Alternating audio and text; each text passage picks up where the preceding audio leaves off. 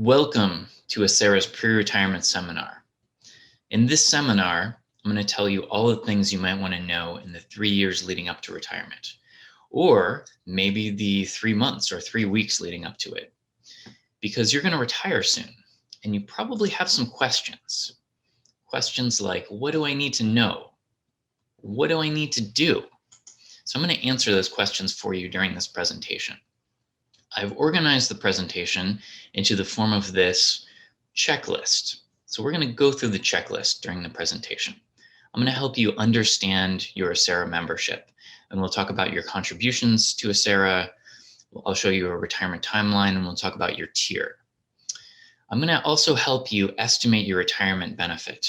And I'm going to do that by explaining how the retirement formula works. I'm going to talk about purchasing service credit briefly. We're going to dive into how vacation affects the salary component of that retirement formula, because I get a lot of questions about that. And I'm going to show you our benefit estimator tool that will help you get your own individual precision estimate. I'm also going to help you verify your retirement eligibility and choose your retirement date, as well as show you what the application process is in order to actually retire. And we'll talk about the 5 different retirement allowance options that you'll be presented with at that time. I'm also going to help you understand our other benefits, including healthcare benefits. And we'll talk a little bit about a few life events and signing up for Acera News. So let's jump right in.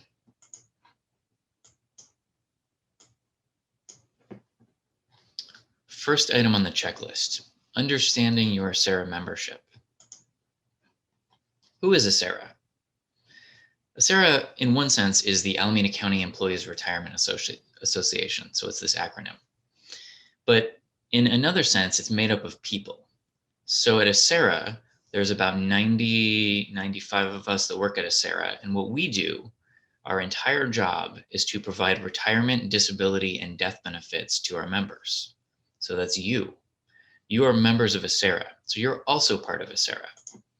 And you're a member of Acera because of the position that you work in and who you work for. You work, or at some point you worked full-time in a retirement eligible position, and that automatically made you a member of Acera. And the position that you work for is for one of our 6 participating employers, including Alameda County.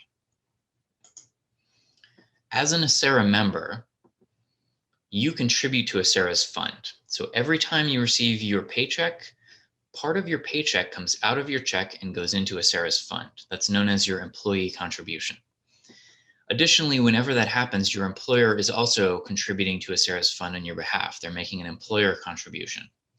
So we take that money that you are contributing and your employer is contributing, and we invest it all over the world in a lot of different types of investments, with the goal of earning interest on that money, so it's not just sitting around doing nothing. Those 3 sources of income, you contributing to the fund, your employer contributing to the fund, and then those investment earnings that we're earning by investing the fund are what give us this pot of money that we call Acera's fund. Okay, so what do we do with that money? Meanwhile, as you work, you're earning credit toward retirement, and you're earning credit in a few different ways, which I'll go into in just a minute. So as you work, you're earning that credit toward retirement, and then at some point in the future, you are going to actually get to retire and collect that retirement that you've been earning throughout your career in the form of a monthly check. So when you retire, you're going to get a retirement allowance every month for the rest of your life. You cannot outlive your retirement. It's going to happen each and every month for the rest of your life. It's amazing. Let me show you this timeline. This is a timeline of pension milestones. These are the milestones that you will see along your membership with Acera. So the first milestone is your date of hire. That is the first day that they told you to show up to work in your full-time retirement eligible position. So if you started out in that position, that would really be the day that they told you to show up to work. That would be your first day of work. If you started out in some other capacity, like part-time or through the county's temporary assignment pool, this would be the first day of your employment in that full-time retirement eligible position.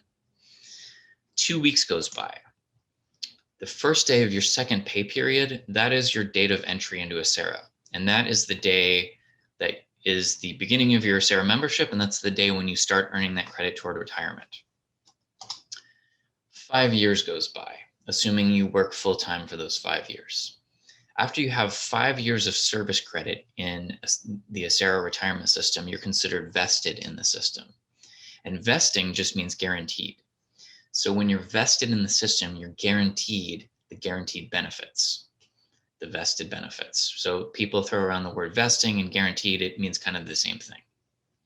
Okay, then some other amount of time goes by, and it's going to be individual to your situation. There's going to be a day after that where you become eligible to retire. And it's based on your years of service credit that you've earned, and it's based on your age at retirement, or the age, I'm sorry, not your age at retirement, but the age that you are when you become retirement eligible. So there's some combination of those things that gets you to retirement eligibility. And we'll talk about the details of that in a little bit during the presentation. But once you meet those requirements, you're actually eligible to retire. So you could retire on that day, or you could continue working and earning more credit toward retirement. At some point after you become eligible to retire, then there's going to be your retirement date, which is the date that you choose. So we don't pick that for you, you choose that date. And this is the first day of your retirement. This is when you stop earning credit toward retirement and start collecting the retirement that you've earned throughout your career.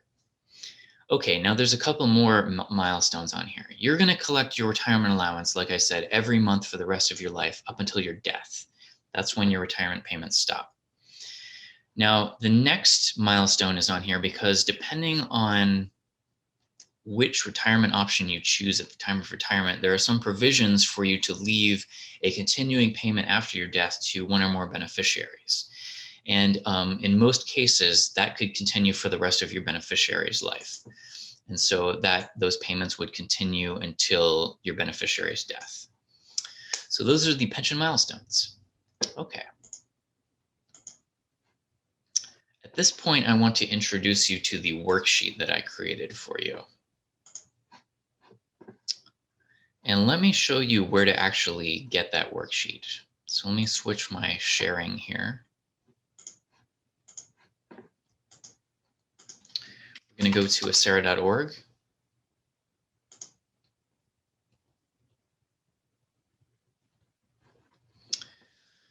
And we're going to go to the retirement planning seminars under the news and events heading.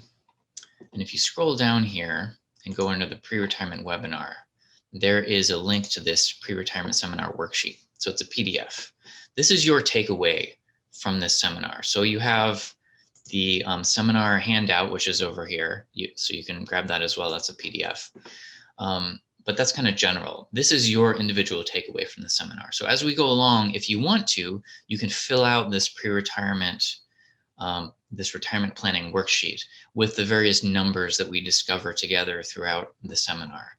And when you come back to the seminar, maybe like 3 months from now, or 6 months from now, or 3 years from now, and you're kind of trying to remember what the details were of the seminar, these are what you discover during the seminar.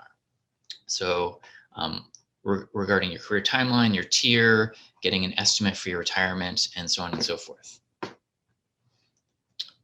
So we're going to focus on the first section of that worksheet right now, my career timeline. So if you want to, you can go ahead and fill in your SARA entry date.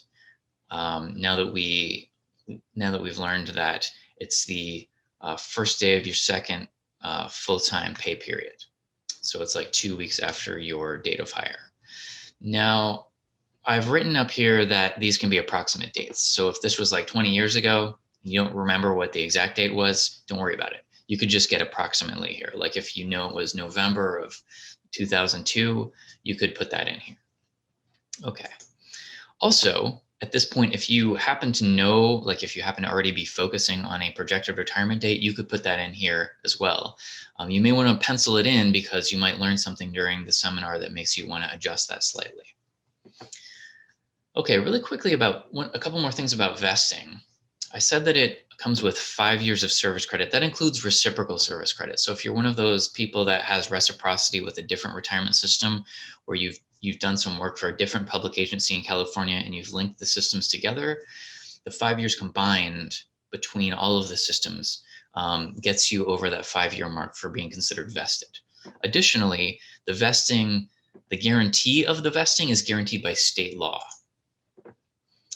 And the vested benefits are the lifetime retirement allowance that I mentioned, also an annual cost of living increase to that retirement allowance, which I'll give you some details about later on in the presentation, and $1,000 lump sum death benefit. Now, there are some other death benefits that will come with the different retirement options that you select from, and we'll talk about that during the presentation as well. So now that you know what the vesting date is, you can fill that in here. So it's basically 5 years after your entry date. Oh, sorry about that.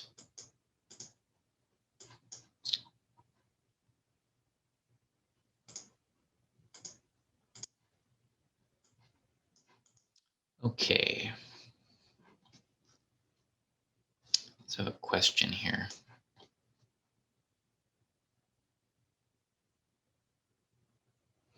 So the question is, if you plan to retire in December, so we're in March right now, do you have to attend another pre-retirement seminar, or how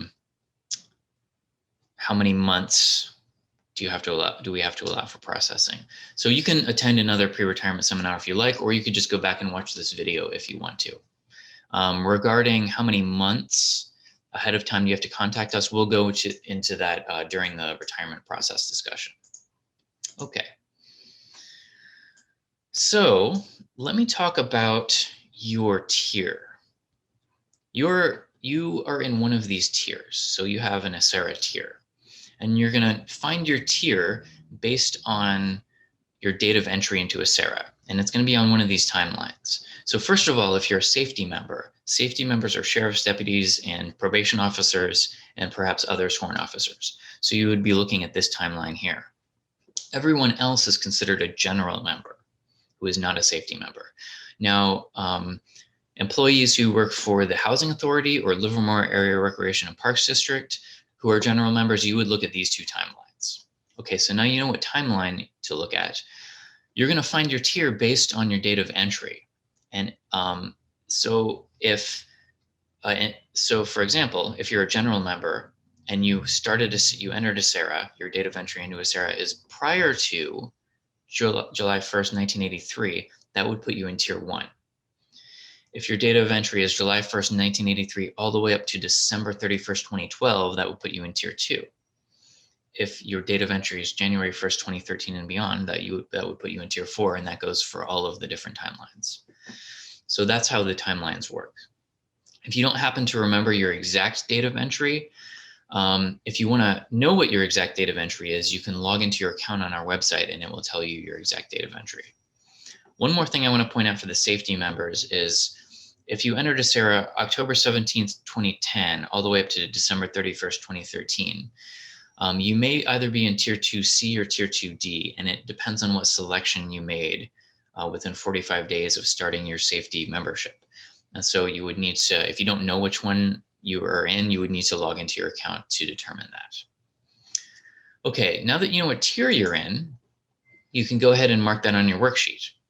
If you're a safety member, you may have some work that you did as a general member, and you may have some work that you did as a safety member. And so you can either fill out 2 worksheets or you can mark 2 boxes on the same worksheet. Okay, next item on the checklist, estimating your retirement benefit.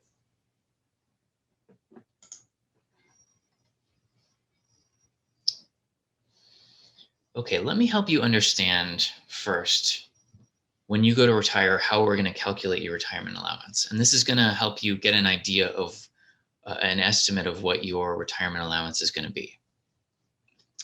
When you go to retire, you're going to get a percentage in retirement of your highest salary that you earned while you were still working You're going to get a percentage of that salary for each year of service that you work. Okay.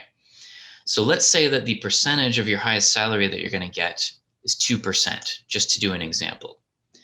And let's say also in this example that you worked for 20 years full-time, so you earned 20 years of service credit. So your retirement allowance is going to be 2% of your highest working salary for each one of those 20 years. So basically, we're going to multiply these together, and that means that you're going to get 40% of your highest salary in retirement. Now, let's say that your highest salary that while you were still working was $5,000.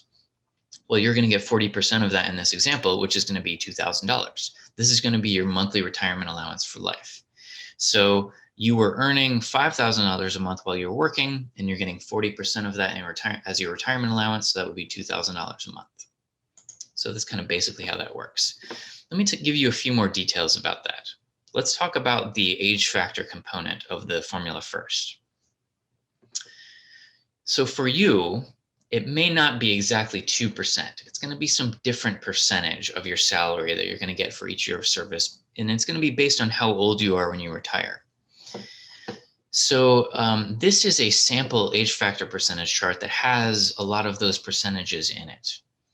So let me help you navigate this. The first thing that you're going to do is find your tier. So whether you're safety or general, you find your exact tier and you just look at that column and you forget about all the other numbers. So let's say you're a general tier two member, which most people are. And let's say that you go to retire at age 60.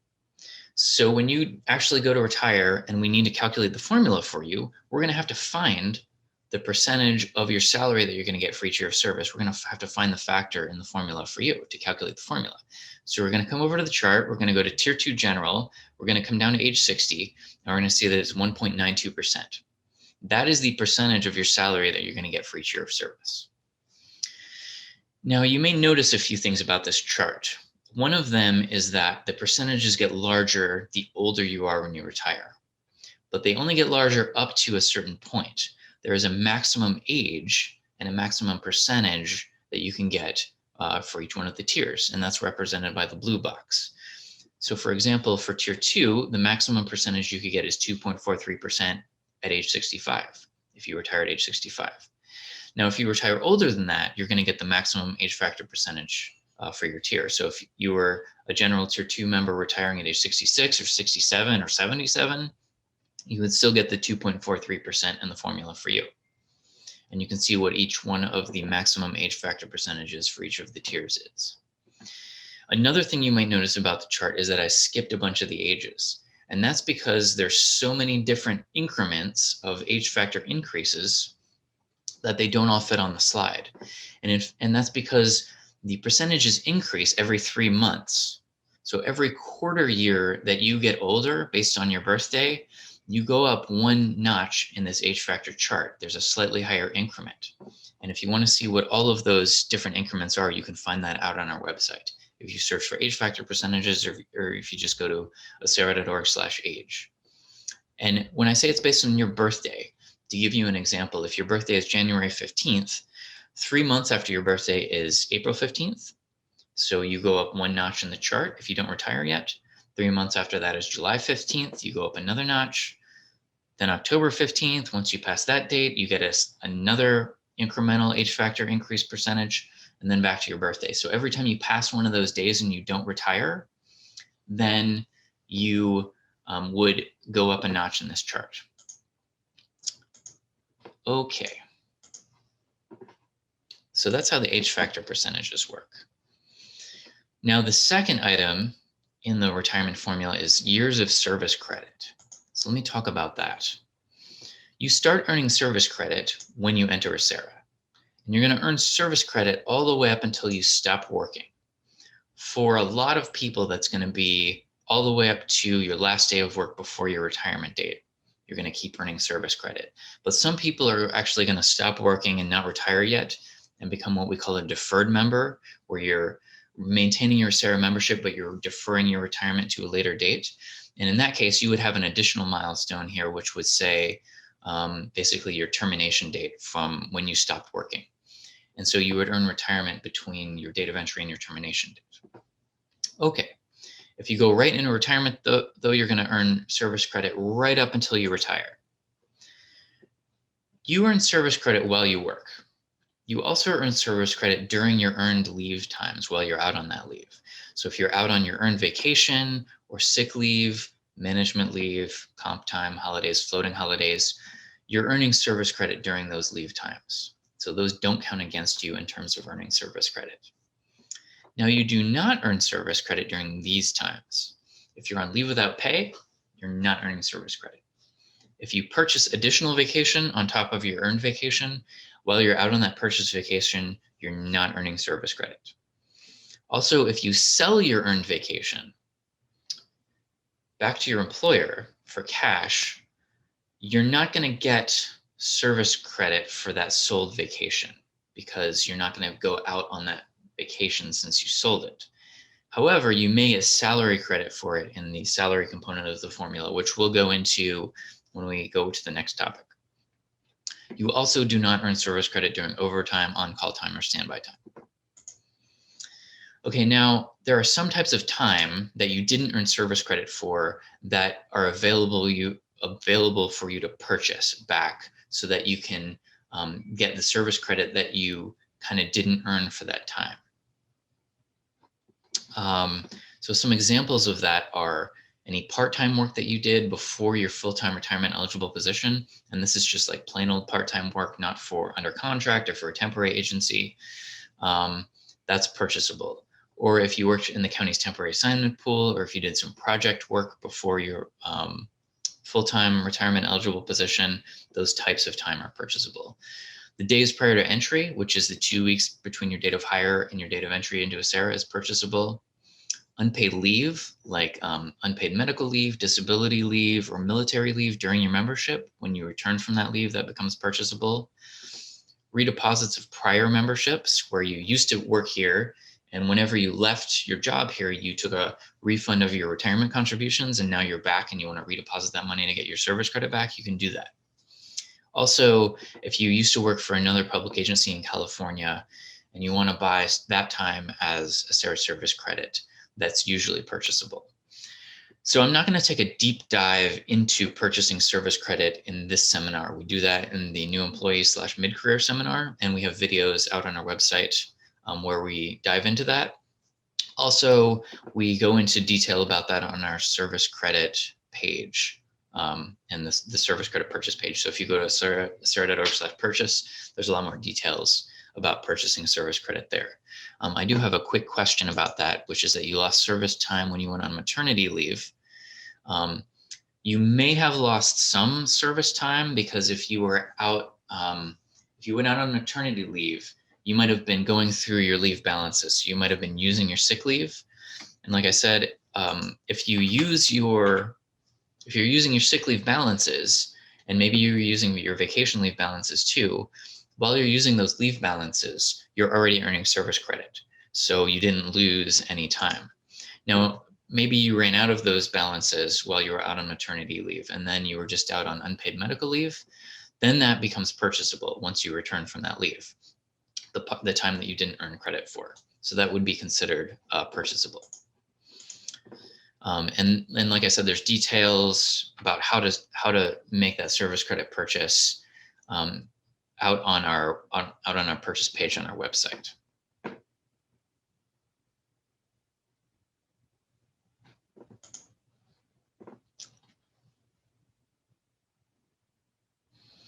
Okay, I do have a question that you were asking. You started when you were in your early 20s, and if you want 100% of your salary in retirement, the question is, do you truly have to work 35, 33, 34 years to get the 100%, or will other things factor in so that you have to work less?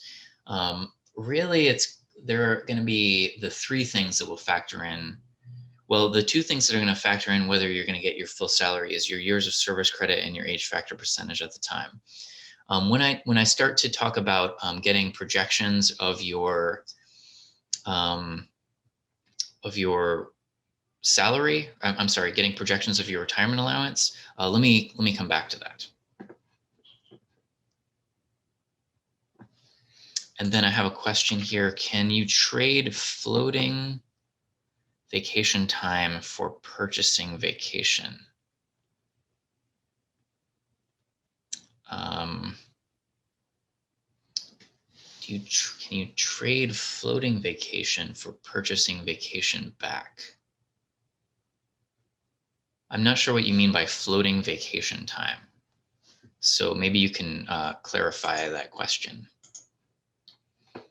And then there's another question, do you take a hit for workers' compensation? So if you're out on workers' compensation leave, you may be receiving partial pay from your employer and you're earning service credit for that, but then you're also receiving partial pay from the workers' compensation program, which you're not getting service credit for that, but that would be unpaid medical leave and that would be purchasable. Okay, let me say one more thing about unused sick leave. Oh, I see.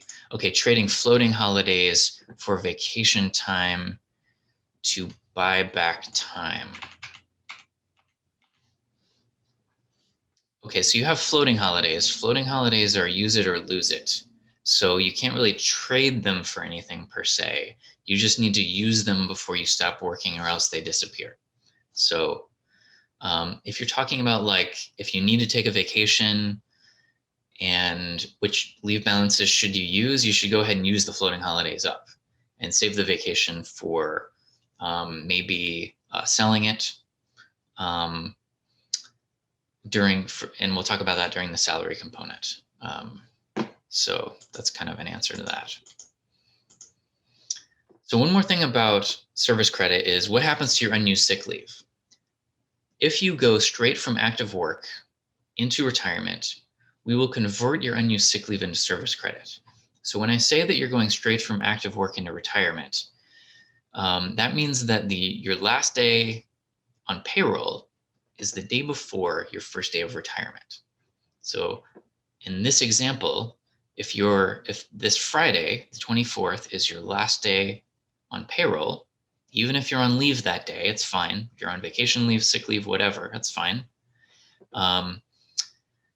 If that is the day before your retirement date, this is your first day of retirement. This is the day that you write down in your retirement application. If you go straight into retirement, then we'll do the sick leave conversion for you. You'll basically get half of your sick leave as service credit. So we're going to take your sick leave balance that you still have on the books and divide it by 2, and that becomes service credit that we add to your amount of service credit for the formula. Now there is a cap on that in most cases, and the cap is in your MOU, which is your memorandum of understanding. So if you've never read your MOU, you can ask your human resources department for it, and you can read what the cap in there is for you. Now, for a lot of the MOUs, the cap is 125 days of sick leave that's convertible. Okay, so in that case, if you had 125 days or more of sick leave on the books when you retire, we would cap it at 125 days of sick leave divided by 2, and you would get 62.5 days of additional service credit in the formula for you. And this is business days. This is not calendar days. So that would equal about 12 plus work weeks. So another quarter year, another about 3 months worth of service credit that you would get due to that sick leave conversion. Now, with the one MOU that I do know off the top of my head that doesn't have a cap is ACMEA. And then anyone who's unrepresentative that follows ACMEA, there's no cap. But for everyone else, you'll have to check your MOU to see what the cap is. And so the question is that the only thing that happens to unused sick leave? Yes, you don't get cash for it. So they don't pay you out for your unused sick leave. You just get the service credit conversion for it. And if you don't go straight into retirement, if you become a deferred member, then you just lose all your sick leave. We can't do the sick leave conversion for you. Okay, so we talked about the age factor percentage. We talked about the years of service credit. Are there any more questions on those two quickly before I move on?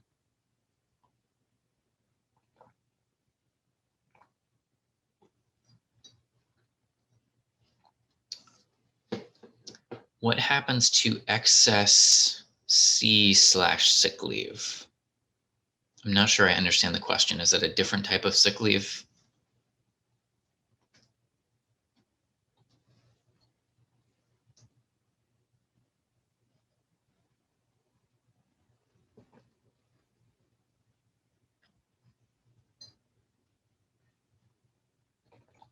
No worries.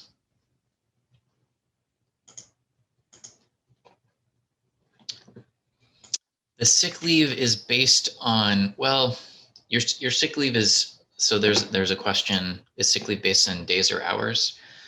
When you look at it, I think usually when you look at it on your pay stub or where you look at your benefits, you'll see that it's listed in hours, but the cap in your MOU might be in days.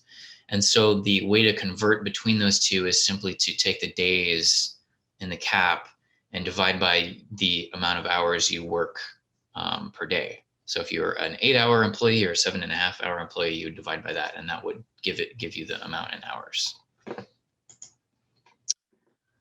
Okay, so what happens to extra sick leave after the cap? Oh, I see. So let's say in this example, you have 150 days of sick leave on the books.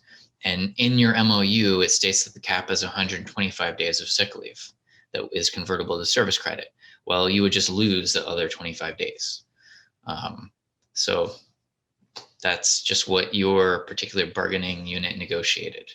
That was negotiable at the time that they negotiated the MOU. So sorry about that. Okay. And there's a question, who do you reach out to about purchase service credit that you don't see in your online account? You can call us at 510-628-3000. So that's 510-628-3000, and that number is out on our website. Or you can write to us. There's a contact form, or you can email us on our contact page, or you can just write to, info@acero.org. And then you can inquire about any service credit purchases that you think you should see in your online account that aren't in there. Okay, so we talked about the age factor percentage. We talked about the service credit in the formula. Let's talk about the third factor in the formula, which is highest average monthly salary. And the reason I'm going into detail about each of these is because it gives you a little bit better idea of how we calculate your retirement allowance so that you can kind of plan out how you can achieve a higher one of each one of these factors so that you can maximize your retirement allowance. Because the higher any of these three numbers are, the higher your retirement allowance is going to be because it's a multiplication. Okay, so regarding salary, when you go to retire, our goal for the formula is to determine your highest average monthly salary. And to do this, we look through your payroll records, and our software does this for us because we have all your payroll records on file, and we find what we call your final compensation period. Your final compensation period is your period of highest pay in your career. For Tier 1 members and Tier 3 members, it's your highest consecutive 26 biweekly or 12 monthly pay periods, depending on whether you're paid biweekly or monthly. For Tier 2 and Tier 4 members, it's your highest consecutive 78 biweekly or 36 monthly pay periods. So essentially, for Tiers 1 and 3, it's your highest year of pay, and for Tiers 2 and 4, it's your highest 3 years of pay. Now, since our goal is to find out what your highest average monthly salary was, we simply take your total salary over that highest year or highest 3 years, and we divide it by the number of months in that period to get the average over that period. So for Tiers 1 and 3, we would divide your highest year of pay by 12 months. For Tiers 2 and 4, we would divide your highest 3 years of pay by 36 months to get your average salary, your highest average monthly salary during your final compensation period, which again is your period of consecutive highest pay during your career. What pay goes into this calculation? So the pay that you're paid during your final compensation period in these categories goes into the calculation. Your base pay, of course, goes in. And for all of these types of pay, we are talking about gross pay before any deductions are taken out. So your base pay, of course, is going to be in the calculation.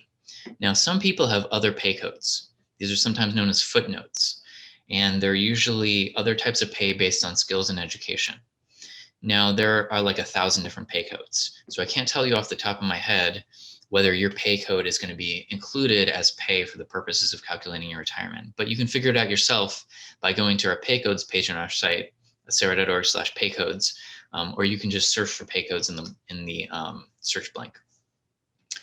And there will be a PDF for each one of the employers, and you can find your pay code in there, and it'll say yes or no whether it's in or out of this equation. If you don't know, if you need more information about your pay code, you can ask your payroll manager for more info. And the one pay code that I do know that never counts is overtime.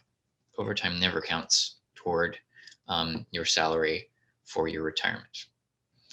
Okay, there's two more types of pay that can be included in your salary for the purposes of calculating your retirement. And that is vacation sales and vacation cash out. And for the tier 4 people, who are watching this seminar, this does not include you. So whenever the state created tier 4 back in 2012, they disallowed vacation pay from being included as salary for the purposes of calculating your retirement. So you can take a snooze for like 15 minutes. Sorry about that. Okay, so everyone else, what we're talking about when we are talking about the salary, the vacation pay that can be included as salary in the retirement calculation, we're talking about these two ways that you can get paid for your earned vacation that you're not going to take. The first way that you can get paid for your earned vacation is by selling it to your employer. This is known as vacation sale or vacation sell. And you're selling it to your employer while you're still employed. The second way that you can get paid for your earned vacation that you're not going to take is by cashing it out at the time of retirement. This means you simply have it on the books when you stop working. You haven't taken the vacation yet. It's still in reserve. It's still on the books. And at that point, when you stop working, your employer will cash you up for it or pay you off for it. It's known as vacation cash out or vacation payoff. And you'll get a check for that. Now, what we're looking at here is the combination of these two ways of getting paid for your vacation while you're still for your vacation, the combination of these two during this final compensation period. So if you're paid for your vacation while you're still employed, or if you cash it out, if your final compensation period is at the end of your career, because you're making the highest rate of pay at the end of your career, we would be looking at the combination of these two for the total vacation compensation that we're looking at. Okay. Now, the idea here is that if you are compensated for your earned vacation that you're not going to take, and that compensation happens during that final compensation period, that means your total salary for that compensation period increases. Because your total salary over that period increases, that means your average salary over that time also increases. Because your average salary over that time, that final compensation period increases, that means that your retirement allowance is going to increase because your average salary is one of the multipliers in the retirement formula. So the bottom line is that if you sell vacation during your final compensation period, or you cash out vacation during that final compensation period, when you stop working, that means your retirement allowance goes up. Okay. And I have a question: is vacation cash out a separate check? I'm not sure if that comes out as a separate check after you're done working, like they mail that to you, or if that is just included in your final check. I'm not sure. But for the purposes of calculating your retirement, we're going to see that pay come through in your payroll records. And so we'll be examining whether we can include that in your salary calculation. Okay, now, the reason that I'm explaining this to you is because the law tells us that we have to do this. Okay, so if we're looking at your payroll records for the purposes of calculating your salary, and we see that there's pay in there for your earned vacation, either through you selling it or through you cashing it out, and you're in tier 1 or tier 2, we have to include it. Like, that is considered pay that should be included for the purposes of calculating your salary. Now, there's a lot of limitations and rules around it, which is why I'm taking time out to explain to you what the details are of how this works, because we get a lot of questions about it if we don't explain it. So I might as well just tell you the nuts and bolts of how this works. One of the things that I want to show you is the reason that we get a lot of questions about it is because of the impact that it has on your retirement allowance. So this chart is kind of giving you a ballpark approximation of what the impact is. So let's say, for example, that we can include 8 weeks worth of vacation compensation in your as salary for the purposes of calculating your retirement. If you're in tier 2, that's going to increase your retirement allowance by about 5%. Okay. So there's a pretty big impact on your retirement allowance, and that starts at the time of your retirement allowance, the time of your retirement, and goes for the rest of your life. So that's why people are very interested in this topic. And you can see that it just increases for tier 2 and tier 1 with the increased amount of vacation that we are allowed to include in the as salary for you. Now, the reason I say that we're allowed to include is because the law says that we have to include it, but we also have to cap it. We also have to limit it to a certain amount. We can't include all of it. We have to cap it off. And so, and rather than like explain to you, well, let me just help you find the cap for you on your worksheet. So if you go back to your retirement planning worksheet, there's a section for Alameda Health System employees to determine your limit of how much vacation compensation we're allowed to include as salary. And there's a section for everyone else, for employees of all the other employers. So let me go through this real quick, and let me just check on the questions here real fast. Okay, can floating holidays be used for sold time while employed? Floating holiday, you can't sell floating holidays. The only thing that you can do with floating holidays is take them. So you either take them or lose them. That's the only thing you can do with them. If you haven't taken them by the time you stop working, you can't sell them, you can't cash them out, you don't get any credit for them.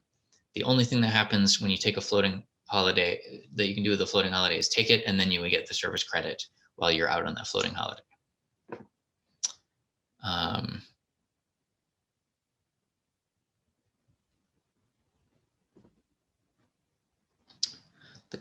There's a question, does the county allowance credit of $3,300 per year count toward retirement income? I'm not sure of the answer to that. Let me check with my colleagues during the break, and I'll get back to you about that.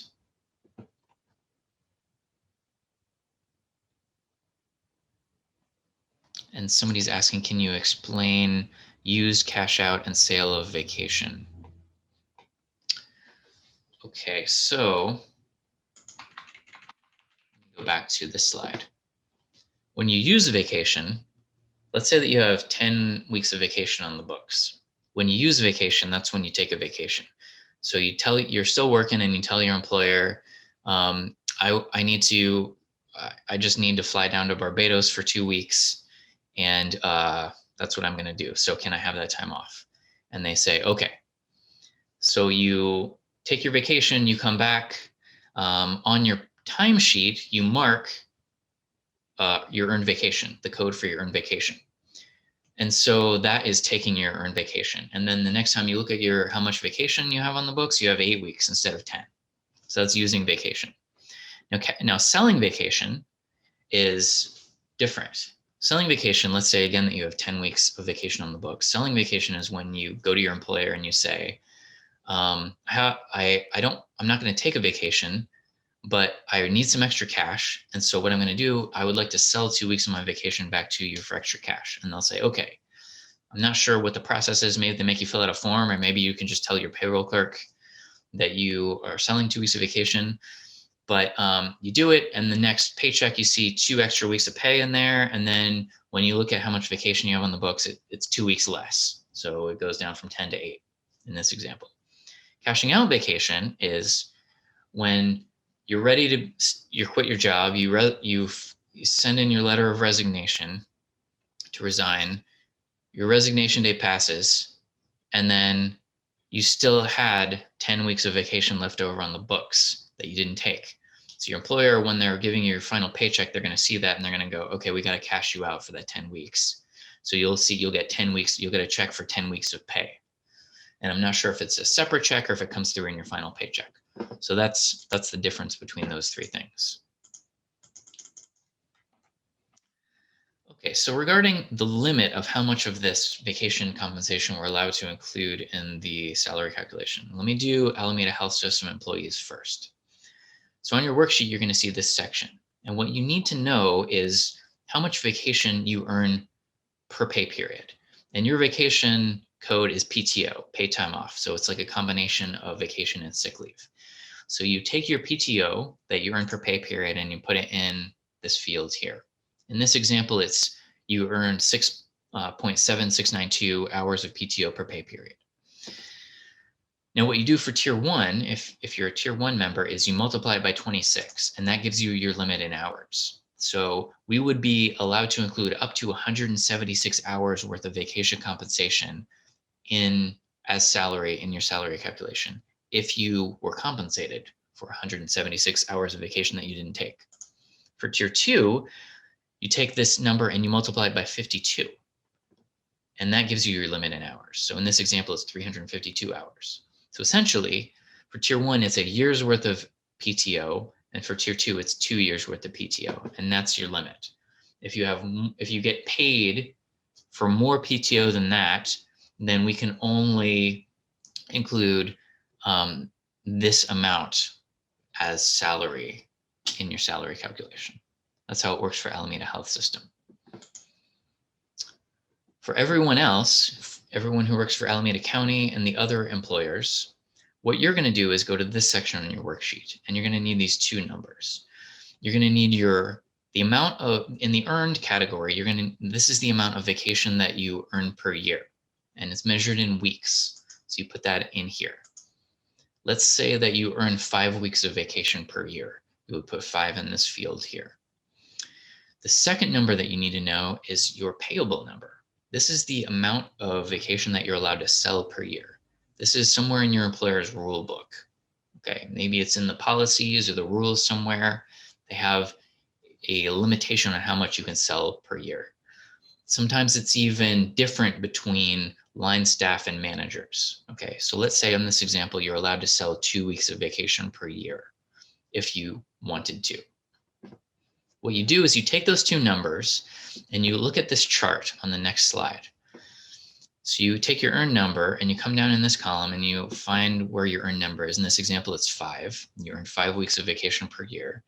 And then you come over to this column, the payable column, and you find the payable number. So this sub row, you are allowed to sell 2 weeks of vacation. So you land on this row here. And then you simply come over to this side of the table. And if you're in tiers 1 or 3, and really tier 3, since you're not allowed to sell vacation, you're not really, we can't really include, we can't really include any of your vacation in your salary calculation. So it's really just tier 1. So if you're in tier 1, your limit would be 4 weeks of vacation pay that's includable as salary. And for tier 2, your limit would be 8 weeks of vacation pay that's includable as salary. So then you come back to the worksheet and you put the limit in this field here, your limit from the chart. Okay, so now that you know what your limit is, what do you actually do? If you are one of those people that wants to maybe get up to this limit because you see what an impact it has on your retirement allowance, then you would sell vacation or cash out vacation in order to have that come through as salary for the purposes of calculating your salary. So one way to do it is just to simply have that vacation left over on the books when you stop working. So in this example, this person simply has 8 weeks of vacation that they didn't take when they stop working and or retire, and that gets them up to their limit of vacation that we can include as salary. And they didn't sell any, okay, because they didn't need to sell any. They just cashed it out. Because we're going to add these two together, and the sum of these two, we can't go over your limit from the chart. Okay, let's take a different example. Let's say that you are you're allowed to sell 3 weeks of vacation per year. And in this example, we'll stick with the fact that you're earning 5 weeks of vacation.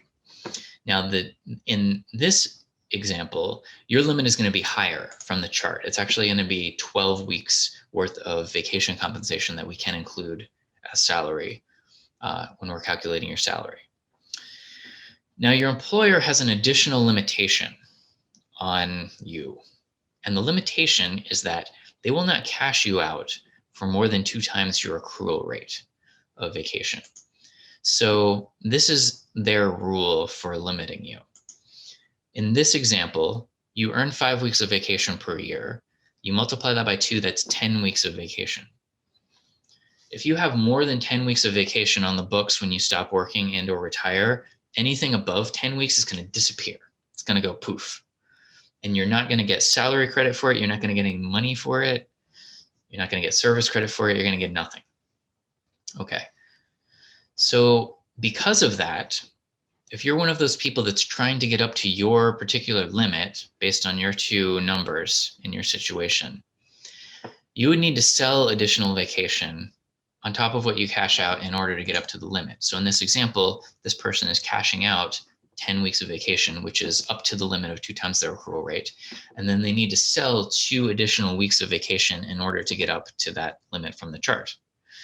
If they had this, if they didn't do that, if they had the 12 weeks on the books when they stopped working and retired, the additional 2 weeks would go poof.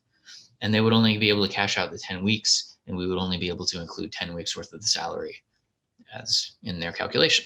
So that's why they sold 2 in this example in order to then cash out the 10 to get up to the 12.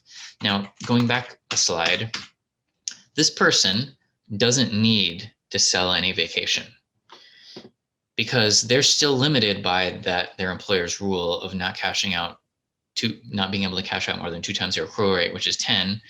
But that doesn't matter because their limit is only 8. And so they can get up to the 8 simply by cashing out. And so they don't need to sell any vacation. And in fact, it's probably, I always get the question, is it better to sell or better to cash out? Especially for tier 2 employees, because we're looking at a 3-year final compensation period where you had the opportunity to sell vacation during that entire 3 years.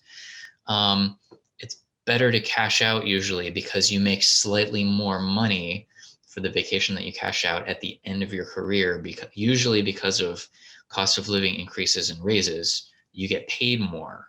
You're making a higher rate of pay at the end of your career.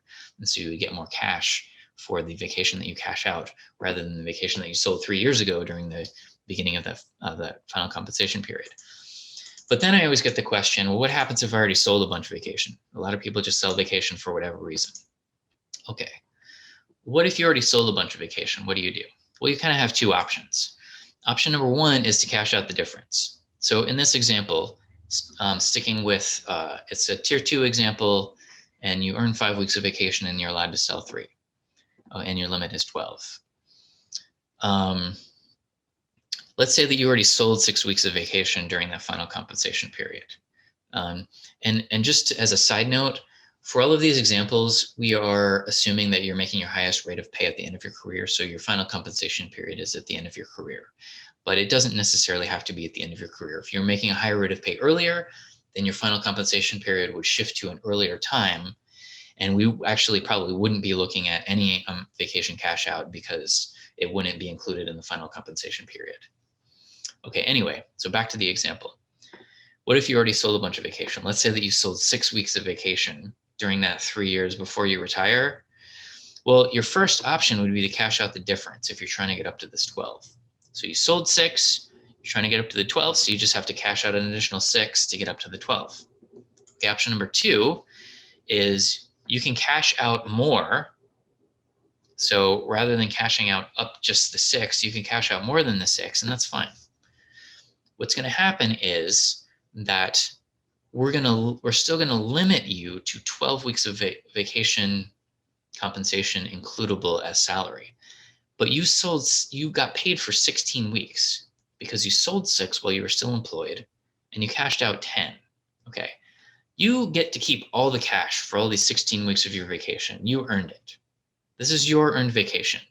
Back when you sold the 6 weeks of vacation, they included that extra 6 weeks of vacation that you sold is 6 additional weeks of salary. And you got to put that in your bank account. And then at the time of retirement, or when you stop working, they cash you out for the 10 weeks that you didn't take. And you also get to put that amount, that 10 weeks worth of pay in your bank account. Now we see that pay come through in your pay code, in your payroll records. So what we go to do is we know that your limit is 12 based on your numbers. And so we have to choose 12 of the 16 to include as pay, as weeks of pay in your salary calculation. And so what we're going to do in most cases is pick this 10, because like I said, what you cash out, you're getting paid at a higher rate for, and then we'll pick the highest 2 weeks that you were paid for that you sold while you were still employed to get you up to the 12. Okay. So before we welcome back the Tier 4 members, let me see if I have any more questions about this. Okay, so I do have a question. Can vacation time during retirement be used towards service credit rather than salary credit? Yes. So let's say yes. Let me give you the short answer. Yes, but you may not want to do that. Okay, yes, in that, let's stick with this example. Let's say that, and let me go back to the simpler version of this. Let's say that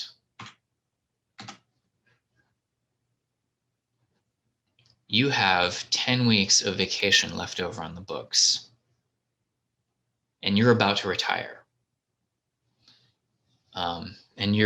And this is your scenario. Okay. Now you could decide, I'm gonna take that additional 10 weeks of vacation. So I'm gonna tack that 10 weeks as vacation. I'm still on payroll with my employer. I'm still considered employed. I'm just out on vacation. I'm gonna tack that 10 weeks onto the end of my career. Okay. So yes, you would get an additional 10 weeks of service credit for that time. Okay. But you would not get additional salary credit for that 10 weeks. You would just get an additional 10 weeks of service credit. So your service credit number in the service credit column would go up, but your salary in the salary credit column would kind of stay the same.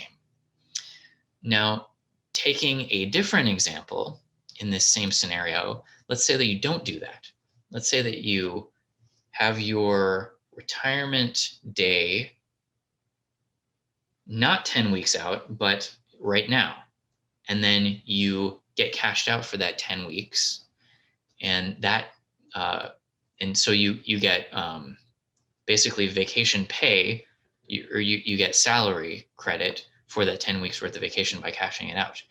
That is, yes, your service credit amount is not going to go up by 10 weeks, but your salary credit is going to go up by kind of a bonus 10 weeks. In addition to the years of pay in your final compensation period, you're getting this kind of bonus 10 weeks of salary. And that really gives your retirement allowance that boost that I was showing you on the slide earlier, in a way that the service, getting 10 weeks of additional service credit, could not even come close to. So if the question is taking it as vacation and getting service credit for it, or cashing it out and getting salary credit for it, you would go for the salary credit.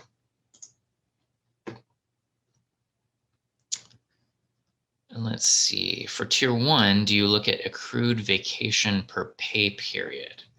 So are you Tier 1 working for Alameda Health System, or are you Tier 1 working for the county or one of the other employers?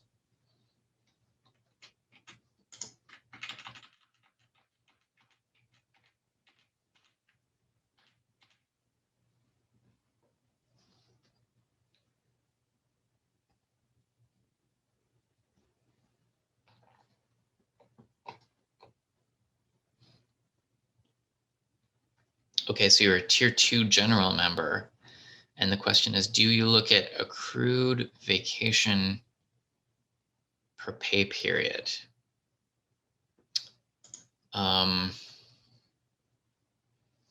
For the purposes of figuring out what your limit is, you're going to be looking at weeks of vacation that you earn per year.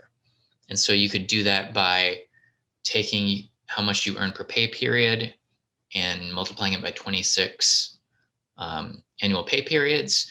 Or usually there's a chart somewhere that tells you based on your seniority how many weeks of vacation you earn per year. I think if you have 21 years working for the county, that's when you start earning 5 weeks of vacation. And it might be, I'm not sure when you start earning 4, but you can multiply it out by looking at your paycheck.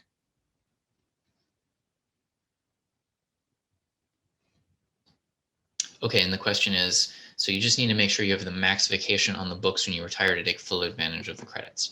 Yes. So the way that you would do that is you just kind of think about, like when you're approaching retirement, you just think about how much vacation, like you see how much vacation you have on the books, and then you know how much vacation you earn per pay period. And so you don't want to go over the 2 times your accrual rate number. And so if you're going to retire in 2 weeks, you would want to think about how much vacation you have on the books, and then how much you're going to earn in the next 2 weeks, and have that be where it brings you up to the 2 times your accrual rate number. And that's how you would do that. Or if you're somebody that your limit is more than the 2 times your accrual rate is more than your limit from the chart, then you don't need to be so careful. Like you could have 8.2 weeks of vacation on the books and it wouldn't matter because you'd still get paid for 8.2. We would just limit it to the 8 weeks. It's only when you're one of these people where your limit is above the 2 times your accrual rate that you would need to be careful with what you're cashing out so you don't lose any vacation. Okay.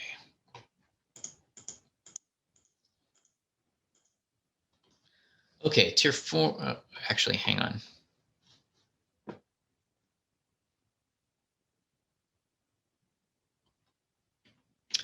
Okay, so the question is, when you're close to retiring and you have your one-on-one meeting with a Sarah, do we help you plan out the final path for your best separation day, including vacation analysis?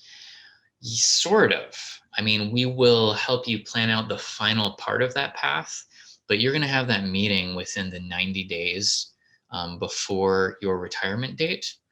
And so if you don't already kind of understand these concepts and you didn't plan it out a little bit more in advance, you might not be able to like maximize the amount of vacation that you're cashing out.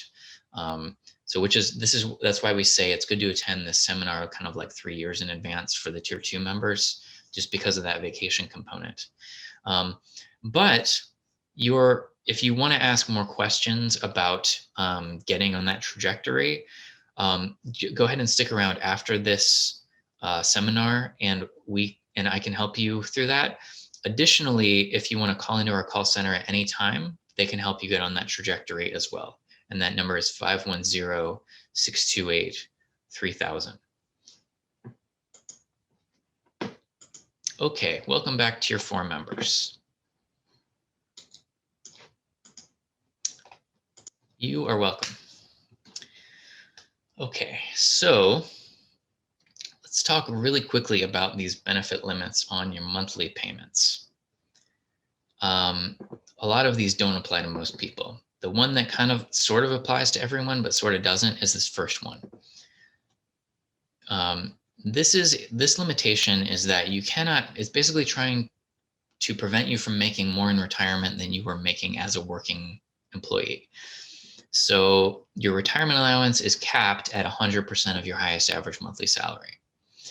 Now it sort of does that because, like we were just saying, your highest average monthly salary, if you are compensated for vacation and you get that extra vacation compensation included, can be a little bit higher than whatever your true salary that you were earning when you were working was. It'll be a tiny bit higher. It can be. But really, most people do not hit this cap because you have to have like 35 or 40 plus years in order to be able to hit that cap.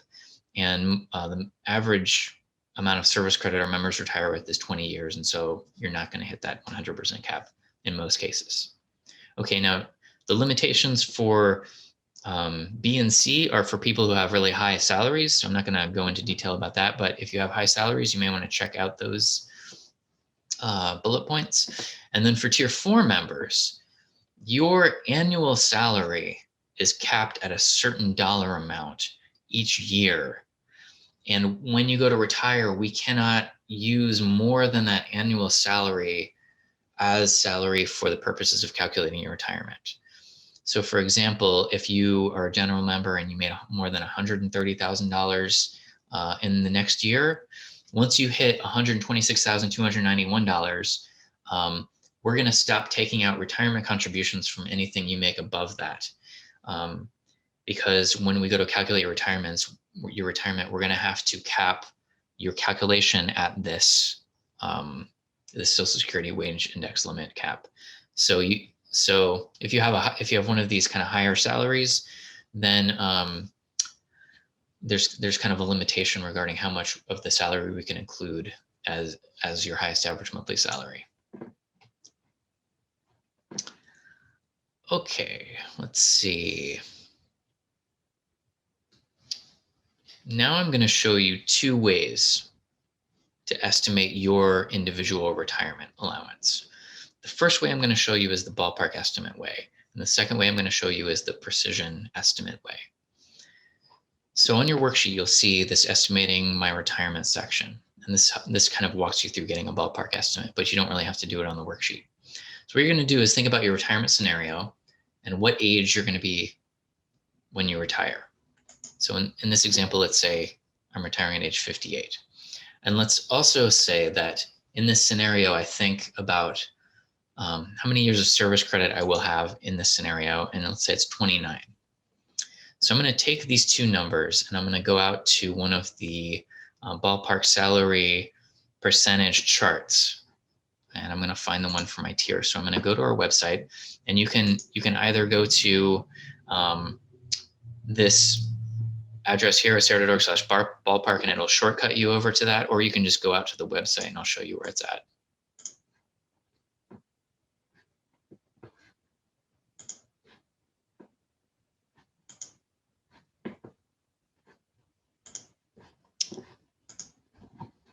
Okay, here's our website.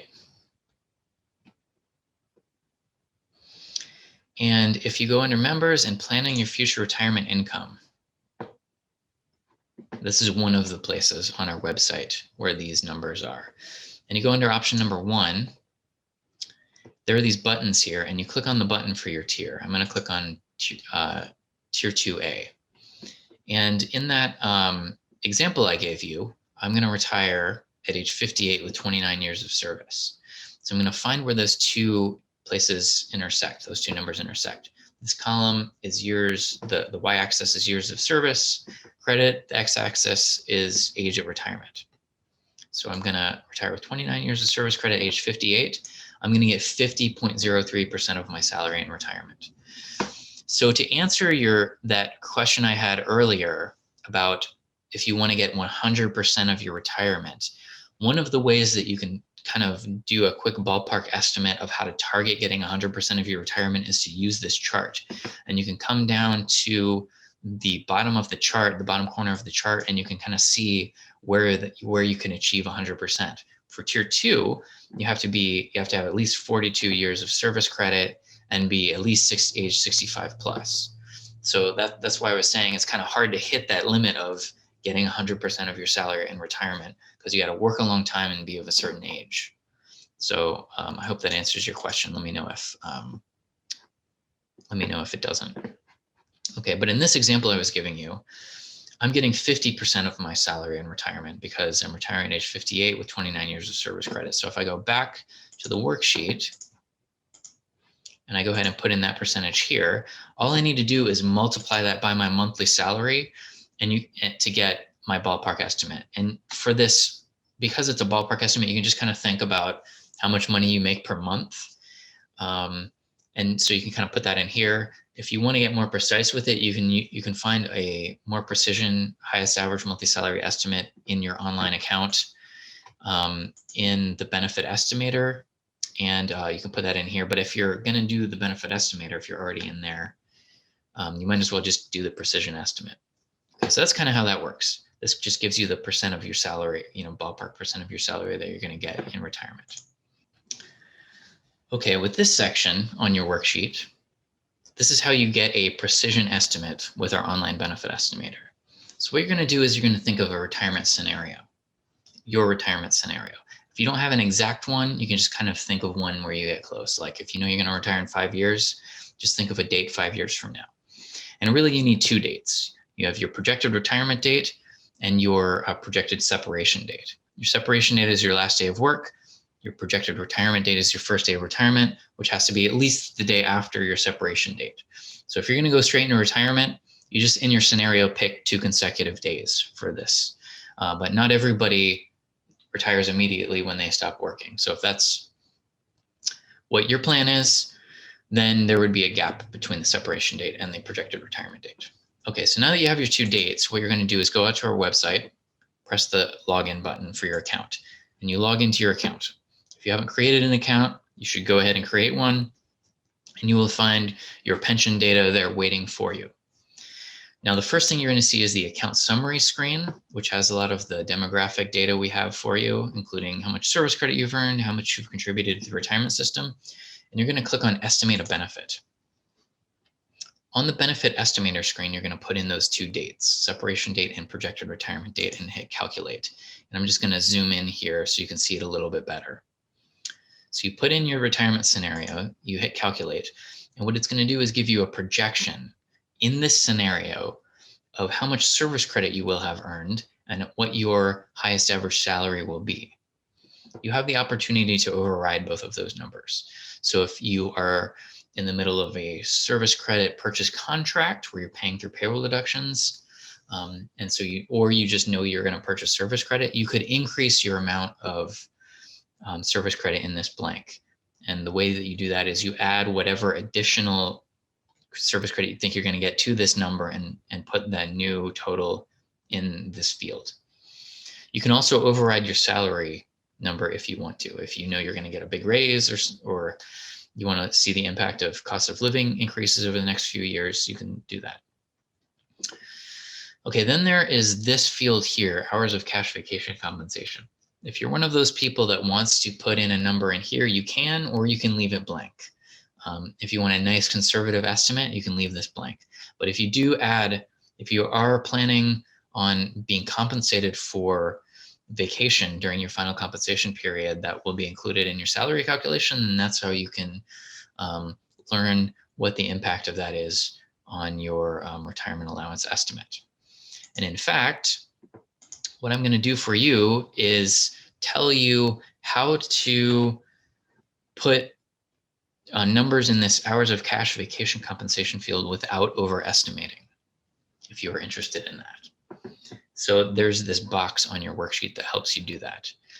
And step 1 is you run an estimate and you leave the hours of cash vacation compensation field blank. So you're running this estimate, you leave this blank, you hit get estimate. That's number 1. Okay, and then in the worksheet, what you're going to do is you're going to take your limit from the other section. This is your maximum vacation compensation that we're allowed to include based on the chart, and you put it in here. And then you multiply it, you put your weekly work hours here, and you multiply it, these two together, to get your limit in hours. Because this is your limit in weeks, you multiply it by your weekly work hours to get your limit in hours. Now for AHS members, we already knew what your limit was in hours, and so you just simply put it in here. Okay, now, in order to fill in these 2 fields, you're going to need to go to that estimate that you ran without filling in the hours of compensation field. And you're going to look at some numbers. You're going to look at this average salary date range, and you're going to think, how much vacation did I sell during this date range? You're going to think back, go back in your memory, during this date range, how much vacation did I sell? And you put that in here. So if I sold a week of vacation, I put that in here. And then you simply take your limit and you subtract what you already sold And that's the number that you use for the estimator. And the reason I'm showing you that is because if you've already sold vacation in this date range, that's already being included in the salary projection that it's making for you. And so if you were to not subtract that out, you would end up overestimating. Now, if you haven't sold any vacation, you can just simply put up to your limit in here. So in this example, I put, what I got from the worksheet, put it in there. You can check, you can put in beneficiary information in here if you want. You hit get estimate, and what you end up with is this retirement benefit estimate worksheet. Or sorry, it's not a worksheet, it's a retirement benefit estimate sheet, and it's a PDF. You can make as many of these as you want. You can use the benefit estimator as many times as you want for as many retirement scenarios as you want. And when I zoom in here, what I'm looking at are these numbers here. This is your retirement allowance estimate. Okay, this is the demographic info up here that it's using to make the estimate, and this is your estimate.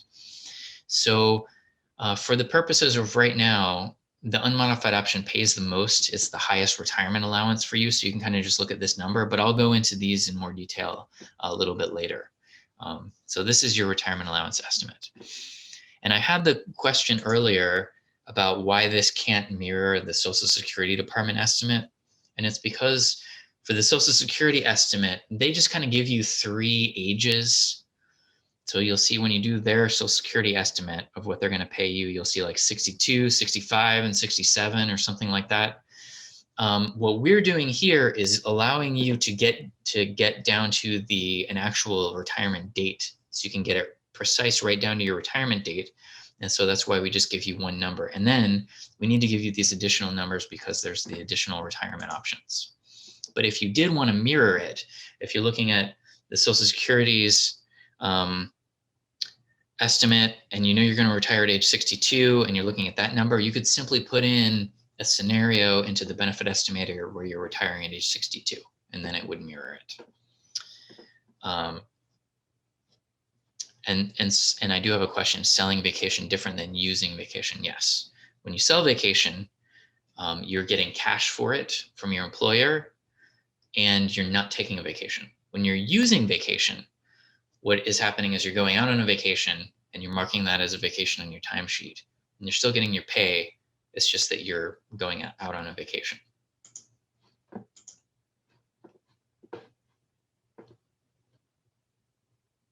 Okay, so I got the comment for the Social Security website, you can actually adjust your pay estimate by your exact retirement age. Okay, so that's good to know. So then you can mirror the two. You are welcome.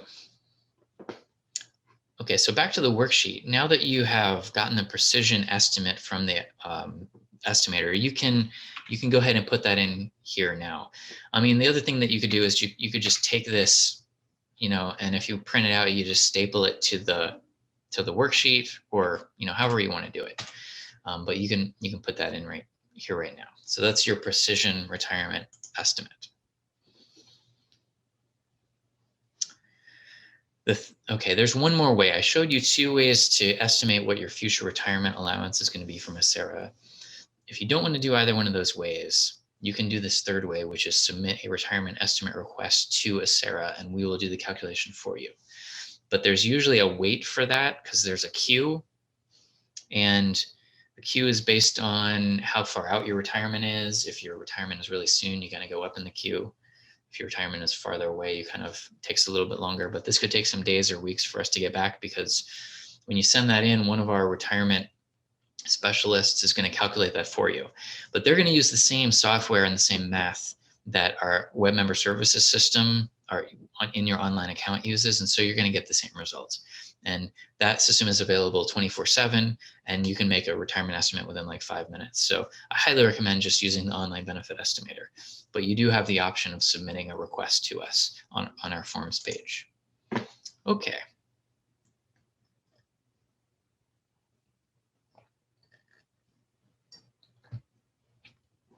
So I got the comment, and you tried to do it yourself, but it sent to Acera to calculate instead. I'm not sure exactly. Maybe you can be more detailed about what your experience was.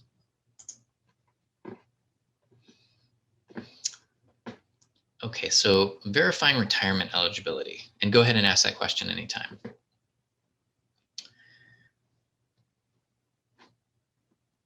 Oh, it didn't generate a PDF.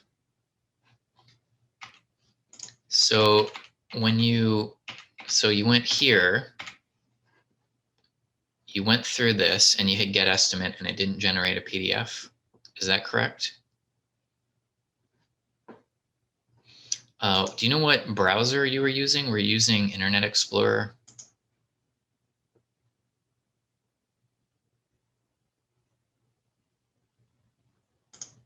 Edge, interesting. Well, I don't know why that's happening. It did not, if you hit submit, it did not send it to us to calculate. So that was not submitting a request. So it should be generating that PDF for you. So maybe if you have time to stick around after the presentation, I can check that out for you and see if there's something going on. But I'll check Edge to see if it works. It definitely works in Chrome. So you might want to just give Chrome a shot. And then there's a question, you sent in the request for the retirement estimate. Are your yearly raises included in the calculations? And or is the sold vacation included in the calculations? So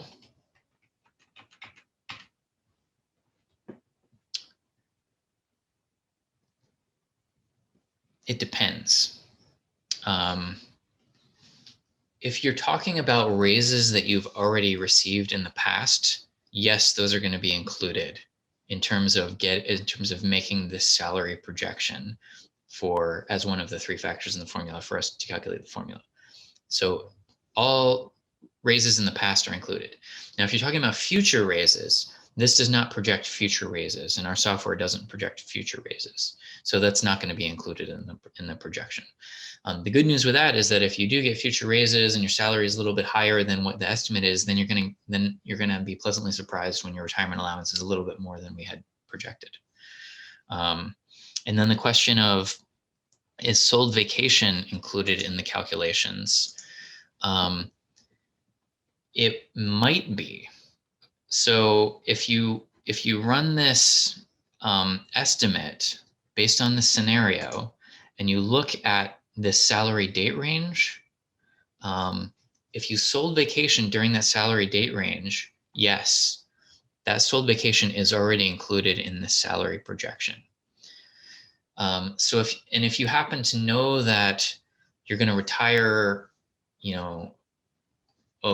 maybe like 3 or more years from now, and you're not going to sell vacation in that time, your salary might be a little inflated because of that vacation that you sold. And so you might want to think about reducing your salary by the amount of vacation that you sold to put in here. Unless you're going to sell more vacation or you're going to cash out vacation, and then don't worry about it. It's fine.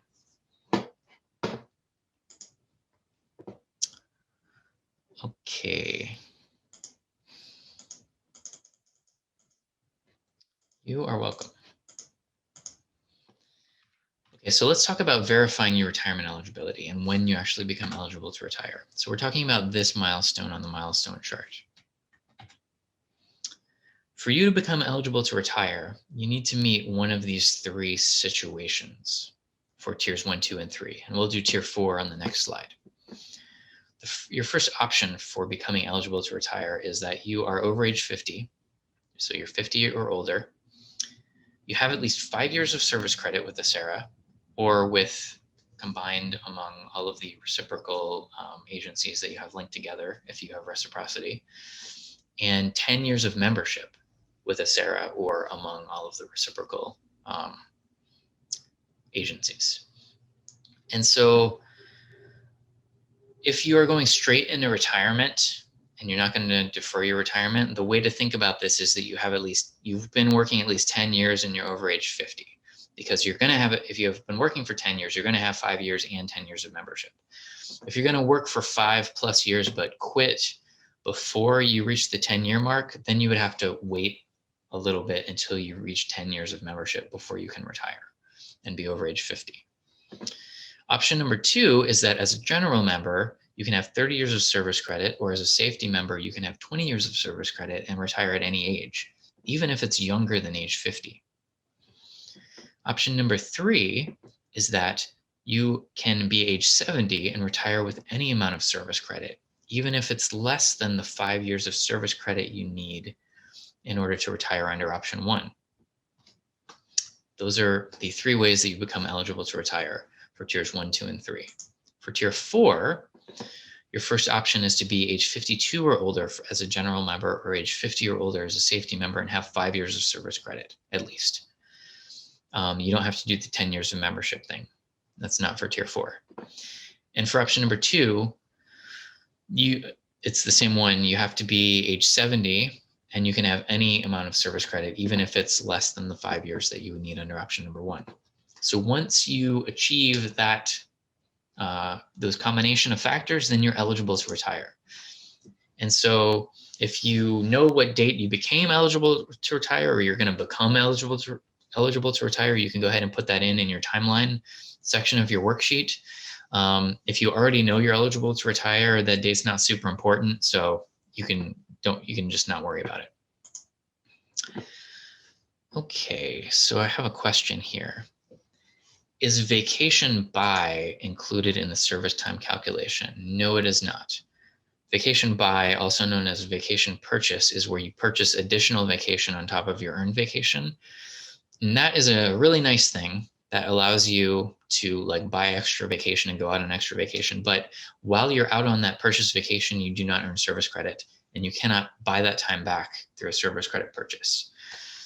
So you're just taking an extra vacation and you just don't get service credit for it. So that's how that works. Okay, let me help you choose your retirement date.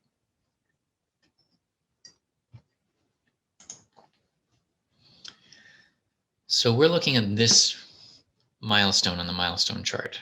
This is going to be a date in the future after you become eligible to retire. Could be the same day as your retirement eligibility date. For a few people, that's the case. But for a lot of people, it's going to come after that.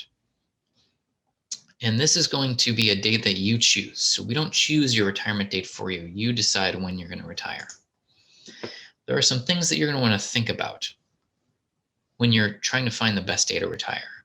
And I've listed them out here. And so let me go through each one of these. The first one is kind of looking into the future and just thinking about, even if it's just really quickly, even if you don't spend much time on this, thinking about whether or not you're going to have enough income to live or maintain your standard of living in retirement.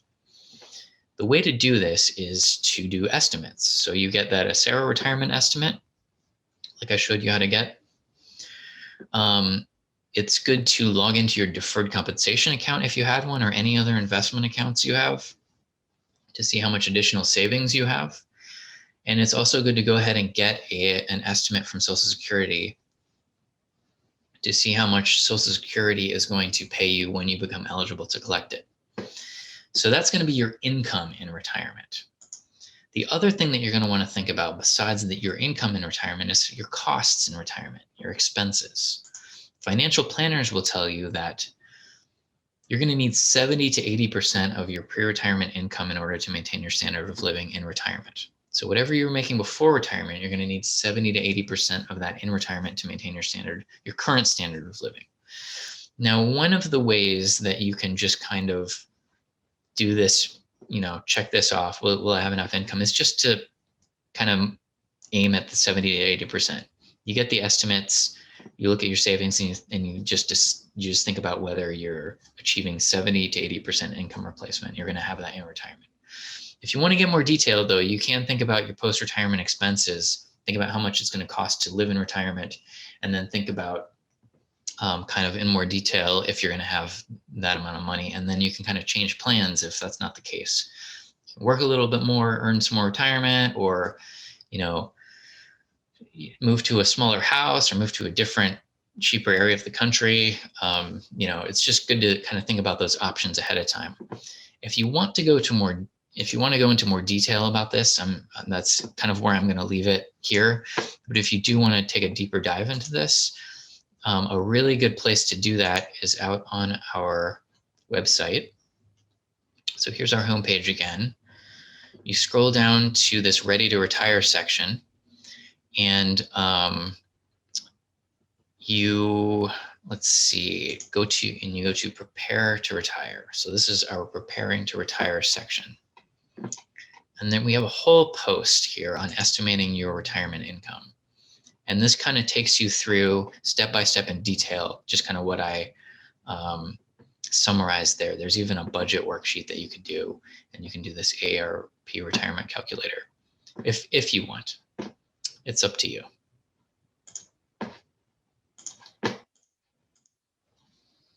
The second thing that you're going to want to think about when choosing your retirement date, and you may want to think about this, not everyone is going to want to think about this, are those age factor percentage dates I told you about in the beginning of the presentation. So remember that we said that the percentage of your salary that you're going to get for each year of service is going to be based on your age of retirement. And then there are certain dates in the year based on your birthday where that percentage goes up every time you pass one of those dates. So for example, let's say your birthday is January 15th. Well, if you have not yet achieved the maximum age factor percentage for your tier, then every time you pass one of these days, if your birthday is January 15th, 1 quarter after your birthday is April 15th, and July 15th and October 15th, every time you pass one of those days, you go up one notch in that age factor chart and you get a slightly higher percentage of your salary for each year of service. And again, this is if you haven't achieved the maximum age factor percentage for your tier, which for tier 1 general members was 62, for tier 2 general members 65, for tier 4 general members 67. Tier safety, tier 1 and tier 2 is 50, tier 1 and tier 2B. And then those are just off the top of my head. You can go back and look at the age factor percentage chart.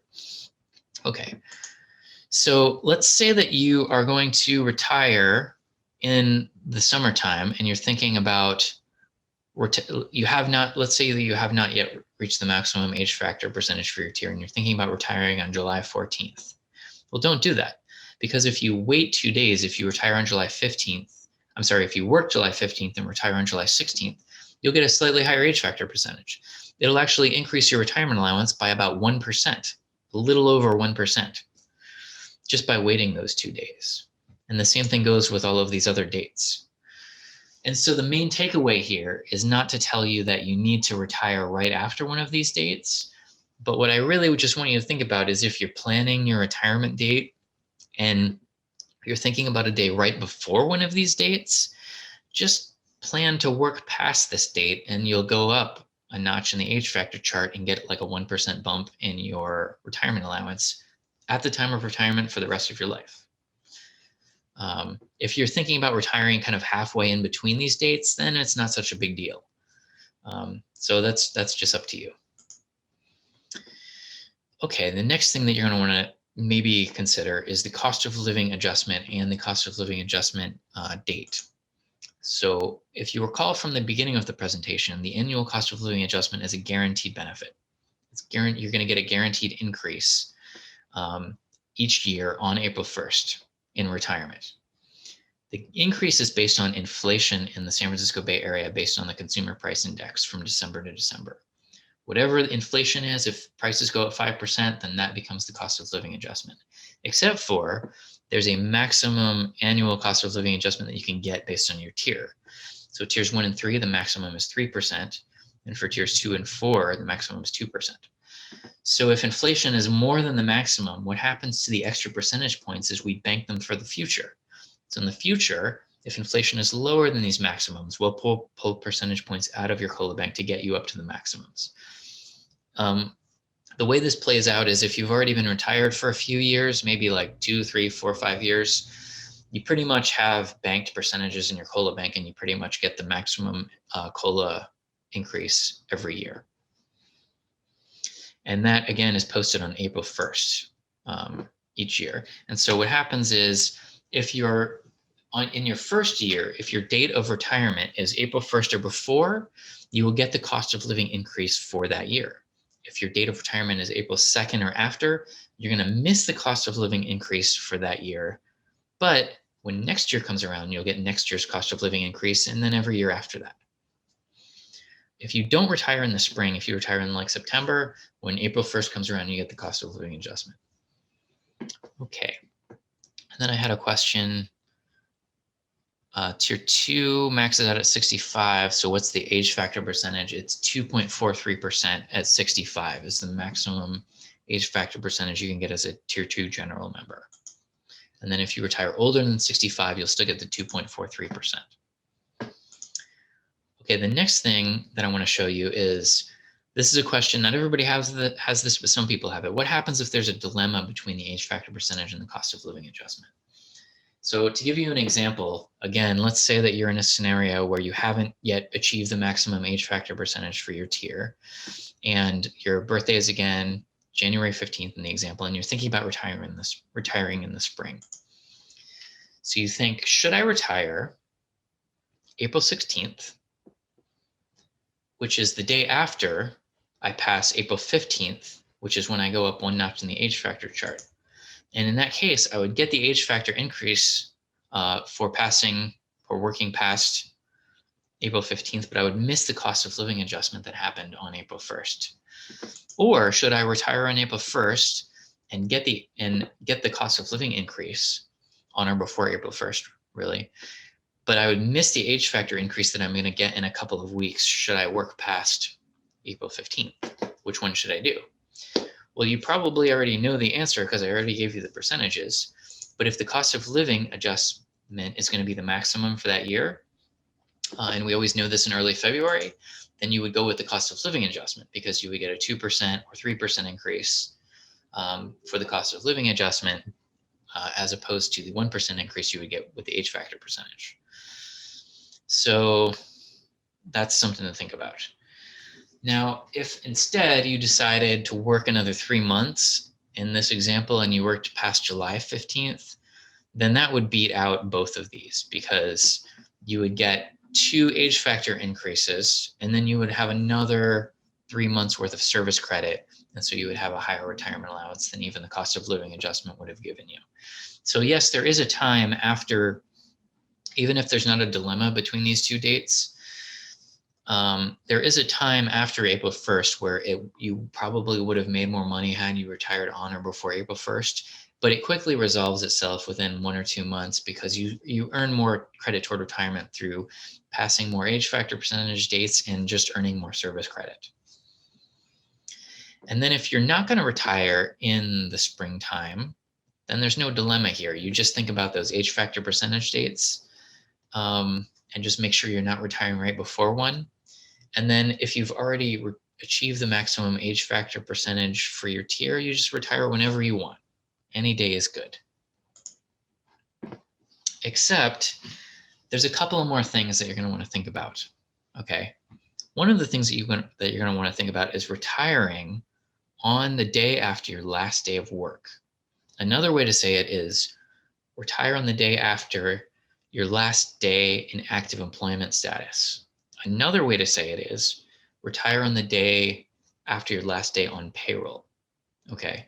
And the reason I'm emphasizing this is, and I already talked about it earlier, is because if you already know that you want to go straight into retirement, then we want to go ahead and be able to do that sick leave conversion for you, where you're getting some service credit for your sick leave that you still have on the books. And the only way to do that is to go straight into retirement. And so the way to go straight into retirement is to have your first day of retirement be the next day after your last day on payroll status. Now, it's okay if you're on leave this day, or if you're on leave this week, or the weeks before that. That's fine. So if you're on vacation leave, sick leave, floating holiday, comp time, whatever, as long as you're still on payroll on this day, and then the next day you're retired, this is your retirement date, then you go straight into retirement. So another way to say this is the day that you write on your letter of resignation, your last day of work. This is your resignation date. And then this is the day, retirement date, your day that you write on your retirement application, your first day of retirement. If you go through our preparing to retire section, we actually help you. There's a kind of a form letter there for your letter of resignation that will help make sure that you write these dates correctly on there, so you can check that out. Okay, let me see, I have a couple of questions here. Okay, question. If the separation date, okay, let me go back a slide. It'll be easier to look at it. If the separation date, let's say this is March 31st, okay, and the retirement date is April 1st, would you get the COLA increase? Yes, you would, because you have to be in retired status as of April 1st or before. And if your first day of retirement is April 1st, then you're in retired status. You're welcome.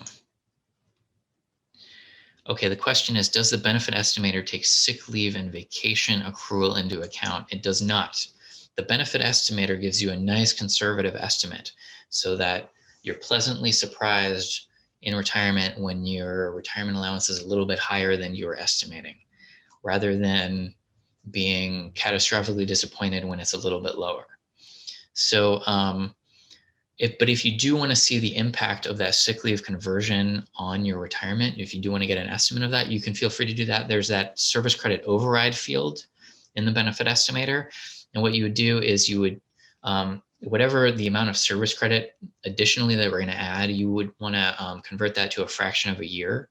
So in the example I gave earlier in the presentation, where you were getting 125 days of sick leave, you're getting half of that as service credit, which is 62 and a half days of service credit.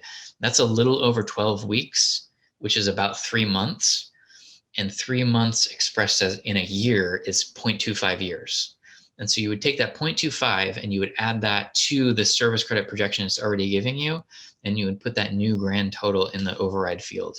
And then that's how you would estimate the impact of the effect of sick leave on your retirement allowance.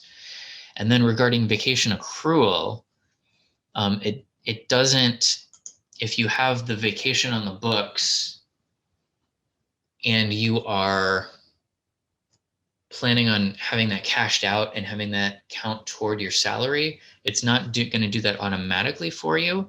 But that's why it gives you the vacation, the hours of cash vacation compensation field where you can estimate that yourself. And so you would take that amount that you want to cash out, you convert it to hours, don't overestimate like I showed you earlier on your worksheet, and then you can put that in the field. And then you were asking me to go over the relevance of the September retirement again. I was just throwing that out as an example of you retiring whenever you want. It's kind of an example. We get a lot of people that retire in March, and it's because they're already thinking about retiring in the spring, and they know that they want to retire on or before that COLA date so that they can get the immediate boost to their retirement allowance. So all the people that may have retired in April or May, they end up retiring in March. So March is their biggest retirement month. But then what happens is everybody else hears about this and they think March is like a magic retirement month. And so they end up targeting March. But there's nothing really magic about March except the fact that you just get a cost of living increase immediately. But you can retire anywhere throughout the rest of the year that you're ready. So January, December, October, September, August, whenever you want, you can choose your retirement date, as long as you kind of like go through these, the rest of these guidelines that I'm giving you. Okay, so we already established that you want to retire on the next day of your last day of work if you're going straight into retirement. Related, you're going to want to retire on a day after you're already scheduled to work. Okay, and you should retire on a non-holiday day. I don't remember why that is, but your first day of retirement should not be a holiday, and it should be a day after you are scheduled to work the day before. So for example, if you work Monday through Friday, you don't want to retire on Sunday or Monday because you're not usually scheduled to work Saturday or Sunday. Okay, I'll go back a slide to show you the calendar. If you're usually scheduled to work here, you can retire Tuesday through Saturday because you were scheduled to work the day before, but not Sunday or Monday. You don't want to do that, because if you do that, what happens is that creates a gap where you become a deferred member for 1 or 2 days, and then you lose all your sick leave. Okay, and some people don't have regular schedules. So like physicians and people working in healthcare often don't have regular schedules. Sheriff's deputies and other sworn officers often don't have regular schedules. So what you might want to do is target like a week that you're going to retire. And then when it gets closer to the day, then you can actually target the actual day once you know what your schedule is going to be. So if your schedule that week was going to be Monday through Wednesday, then you could retire Tuesday through Thursday that week, just making sure that you're scheduled to work the day before. Okay. If you work Monday through Friday, but the pay period ends on Saturday, it doesn't matter. You're scheduled to work Monday through Friday, so you don't want to retire on Sunday or Monday. Okay. So you retire Tuesday through Saturday, and that's fine if you work Monday through Friday. Okay, and then there's the question, is the day based on the last day on payroll? Could you be a bit specific? So your last day on payroll is going to be the day that you have specified to your employer that you're resigning. So that's would be the day that you write on your letter of resignation. And that's going to be your last day on payroll. Now your first day of retirement is going to be the next day. You can't retire on a day where you've put in any work hours. So your first day of retirement would be the next day after that. Does that answer your question?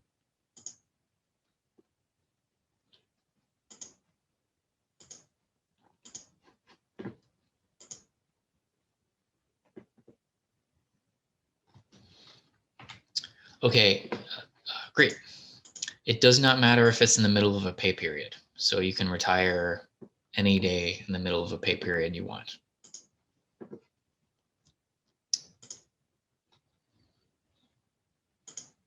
Okay, finally, number 7, the last thing that you're going to want to think about is don't retire on July 1st. Pick any other day.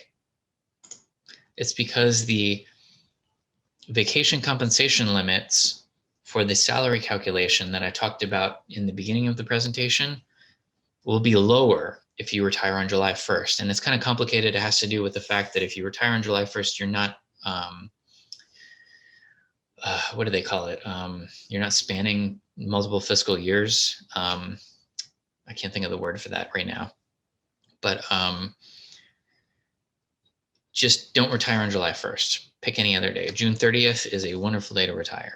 July 2nd is a beautiful day to retire.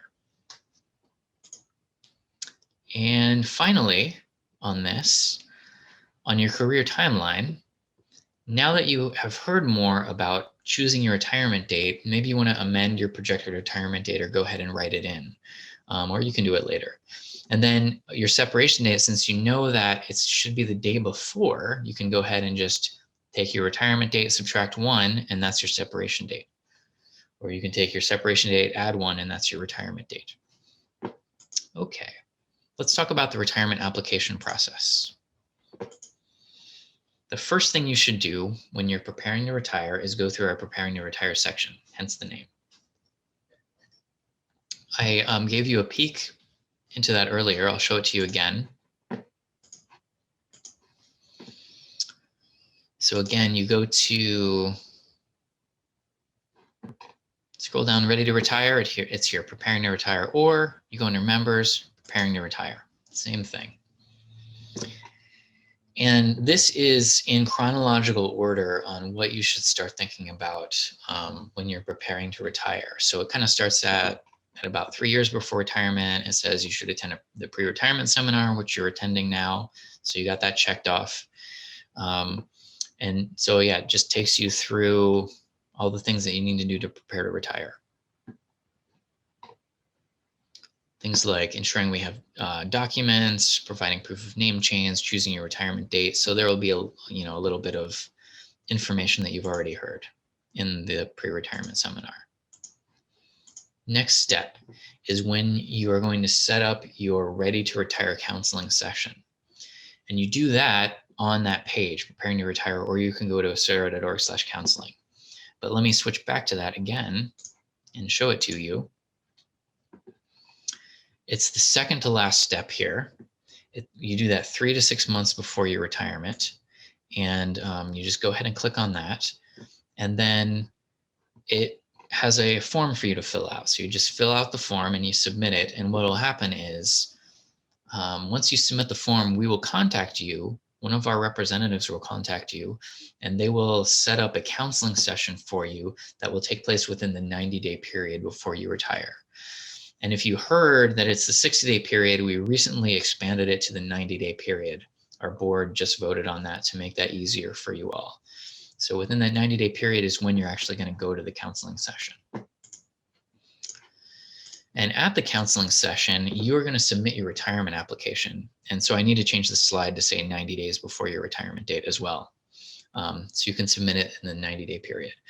So your counselor will help you submit your retirement application should you want to submit it during the counseling session.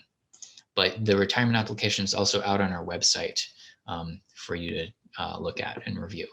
During that time, you're also going to sign our option election agreement, which is where you're selecting one of 5 retirement options.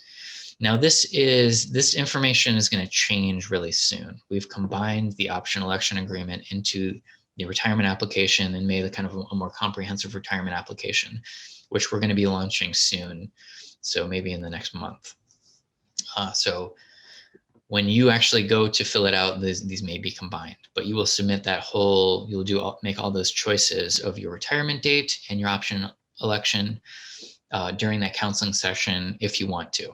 But you do have to make those selections before your retirement date. Okay, then whatever date you wrote down in your application, once that date passes, you're retired. It's amazing. You're going to be retired. Not have to go into work. Start collecting the retirement that you've been earning your entire career. So that's the process.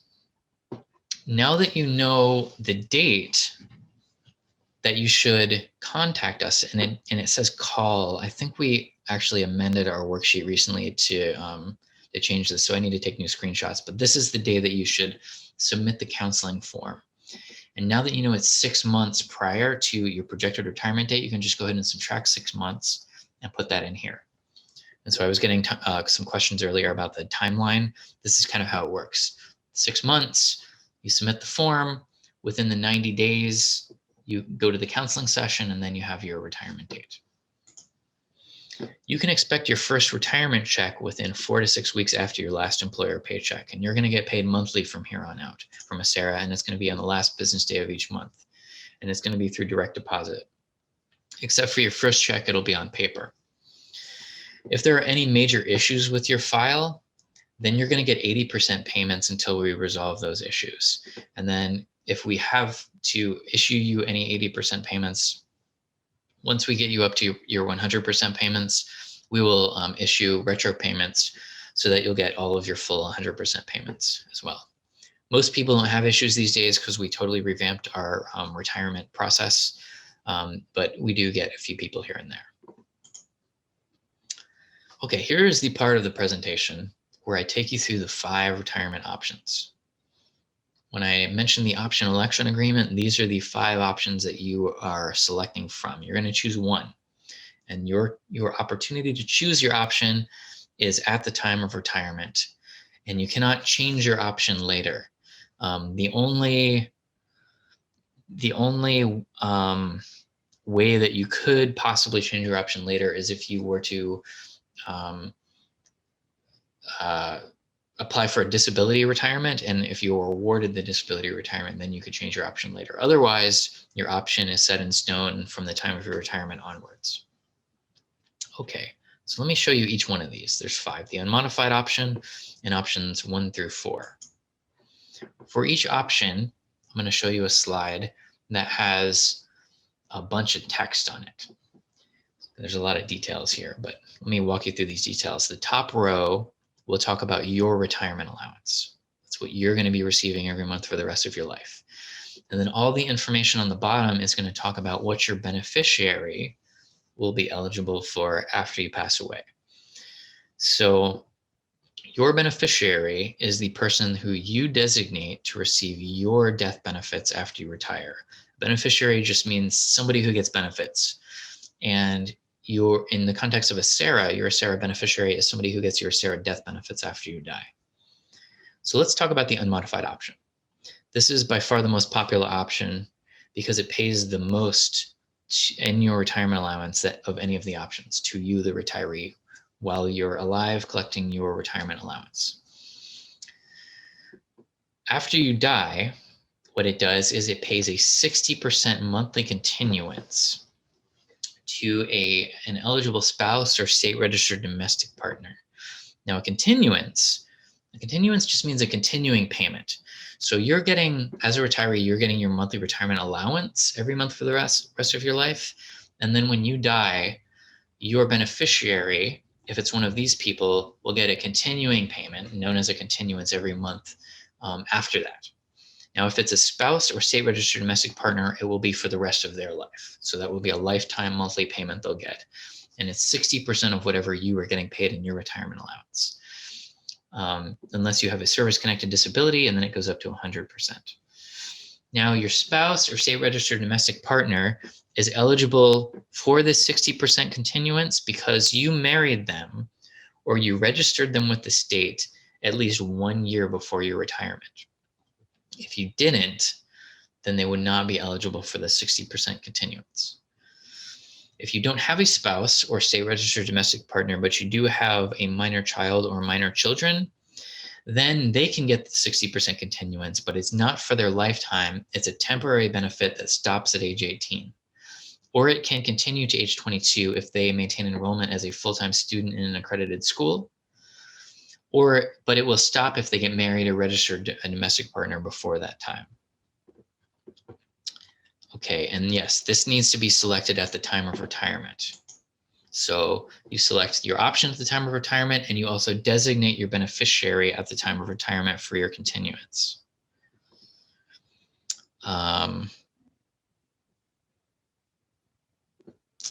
Let's see, I have a question here.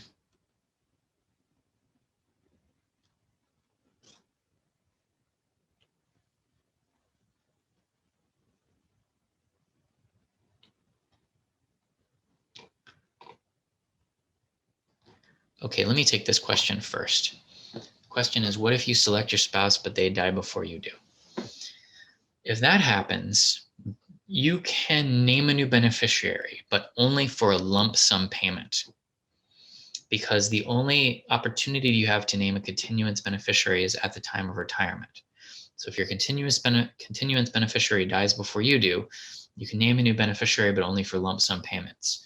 Or if you don't have one of these people to name for continuance, you can just simply name a beneficiary at the time of retirement for a lump sum payment. And the lump sum payment, it's called lump sum because it's a one-time payment. And what it is basically the balance of your contribution account that we refunded the beneficiary. So it's all the employee contributions you paid into the retirement system throughout your entire career, plus all the interest that we've paid on top of those contributions, minus the retirement allowance amounts that we've already paid you as an Acera retiree. One thing that I'll tell you about this is that if you die after the first 3 to 5 years of retirement, there's going to be no balance left over for your lump sum beneficiary because we will have paid out all of your contributions and interest to you through your retirement allowance payments. That's kind of like the bad news. The good news is that everything you paid into the retirement system throughout your entire career, you get back within your first 3 to 5 years. And everything after that is just like a pure, beautiful pension bonus for you. It's the beauty of participating in a defined benefit pension plan. The employer contributions pay some of it, but it's actually the interest that we earn from investing the fund that pays 75% of your lifetime allowance. There's like no other investment that works that way. So it's a really amazing thing to participate in a defined benefit pension plan like Acera. So that's how that works. You are welcome. Okay, now there's a question. What if you have a dependent adult with a disability? So you cannot name them for the 60% continuance under the unmodified option, but you could name them for a lifetime continuance under one of the options that I'm about to get to, which I will discuss in just a few minutes. Let me come back to this other question later. Okay, option number 1 is the only one of the 5 options that never pays a continuance to anyone at any time. This is a lump sum to a beneficiary only. What this does is this pays slightly less than the unmodified option to you as the retiree. And then what it does is it provides a one-time lump sum payment to a beneficiary, and it extends the time that there's a balance left over from 3 to 5 years out to 10 to 12 years. So if you were to die within the first 10 to 12 years, there would be a balance left over for the beneficiary. Now, let me just make a side note here about these lump sum payments. If your contribution account is exhausted, there are still a few smaller lump sum payments that we'll make. Things like a partial month of your retirement allowance. Because if you died like halfway through the month and we didn't get a chance to pay you the partial month yet, then we would pay that to your beneficiary. Or if you enroll in one of our healthcare plans and you pay those premiums a month in advance, we would refund those advance payments to your beneficiary, and so on and so forth. There's a few other things, like little things like that. Okay, option number 2. This is called 100% to beneficiary.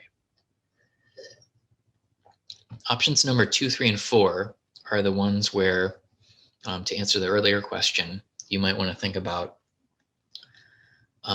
leaving a lifetime continuance to an adult beneficiary, like an adult child who has a disability. So options 2, 3, and 4.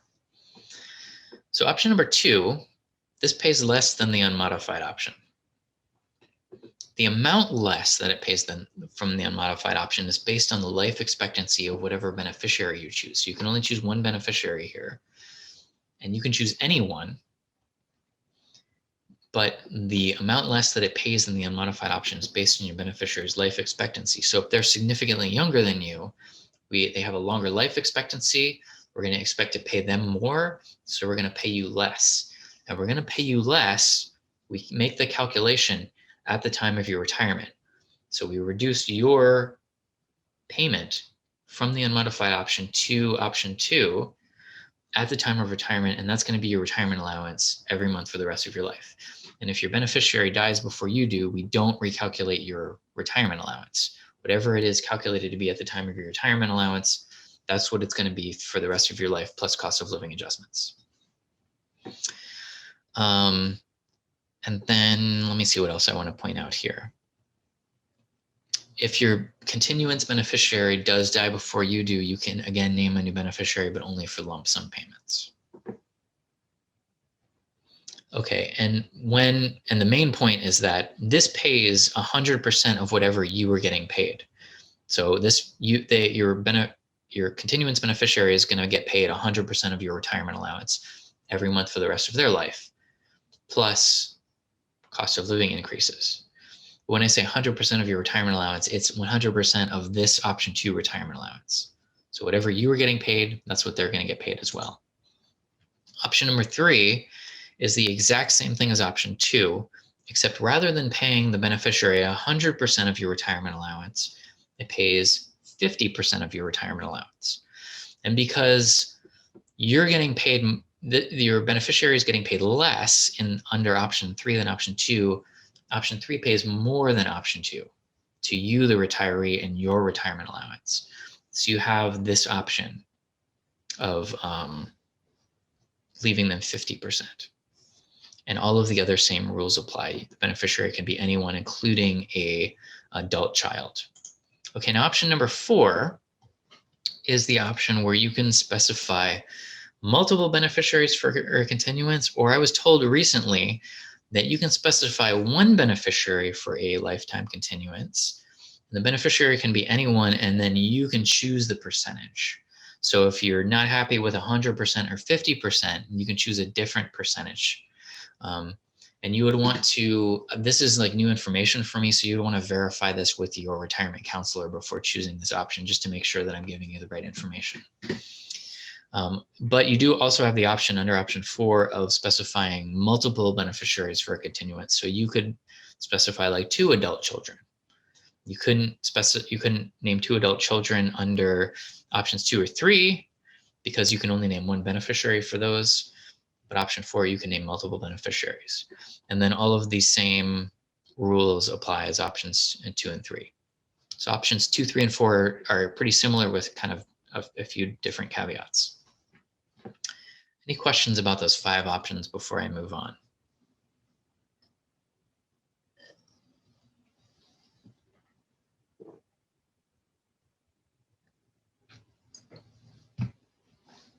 Okay. The last thing I'll say about the options is it's nice to talk about them kind of abstractly about, what percentages they give, but if you want concrete numbers, the easiest way to do that is to use the benefit estimator, and it will give those to you. All you need to do is make sure that the beneficiary information is correct here.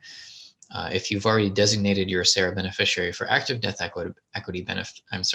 active death benefits, you may see those in the drop down here, and you can go ahead and select them. Just make sure the date of birth is correct, because some of them are not correct and that'll throw the calculations off. So or if you don't see them in the drop down, you can just type them in here. Just make sure the date of birth is correct, and you hit get estimate, and you end up with the SARA benefit estimate again. And if I zoom in here, now the options maybe make a little more sense. So you have the unmodified option, and this is your retirement allowance estimate for you, the retiree, in this column for the unmodified option, option 1, option 2, and option 3. Option 4, because there are a lot of variables, we only calculate that when you submit a request. So the benefit estimator won't do that one for you. And then there's also a column here showing you what your beneficiary would get paid, your continuance beneficiary would get paid after you die. So you'll notice a few things about the estimate. The unmodified option is going to be the biggest number because it pays you the most for the retiree. The beneficiary's allowance is going to be 60% of this amount, the unmodified option. Option number 1, beneficiary is grayed out because it doesn't ever pay a continuance. Option number 2, the numbers are going to be the same because it pays 100% to the beneficiary as your retirement allowance. The other thing you'll notice about option 1 is it's going to be just a tiny bit less than the unmodified option. Option number 3, you'll notice, is bigger than option number 2 because it pays you more and the beneficiary less. And you'll notice that the beneficiary's allowance is 50% of your retirement allowance under option 3, and so on and so forth. And you'll notice option 3 is bigger than option 2. There's 2 more numbers here that you can use to plan your retirement option choice. For option 1, if you're interested in this, what these 2 numbers do is this gives you the balance of the account that your retirement is going to be paid out of. And then this other number here is the monthly amount that will be deducted from that balance every time you receive your retirement allowance. And this kind of gives you a couple of numbers to help you project how long that money is going to last for your lump sum beneficiary. And so in order to figure that out, all you need to do is take the big number and divide it by the little number, and then it'll tell you how many months that money will last. And you can even divide by 12, again, to figure out how many years it will last. And that will, like I said, it should last 10 to 12 years. Okay, let me see. I have some questions here. What happens to retirement funds if you pass away without having designated any beneficiary? We do a whole next of kin process, and so it will probably go to like next of kin. And if you didn't want that to happen, then you could, if you don't have anyone who you want to leave a continuance to, you could specify like a trust for a lump sum or a charity. There's different ways to specify where those funds will go to.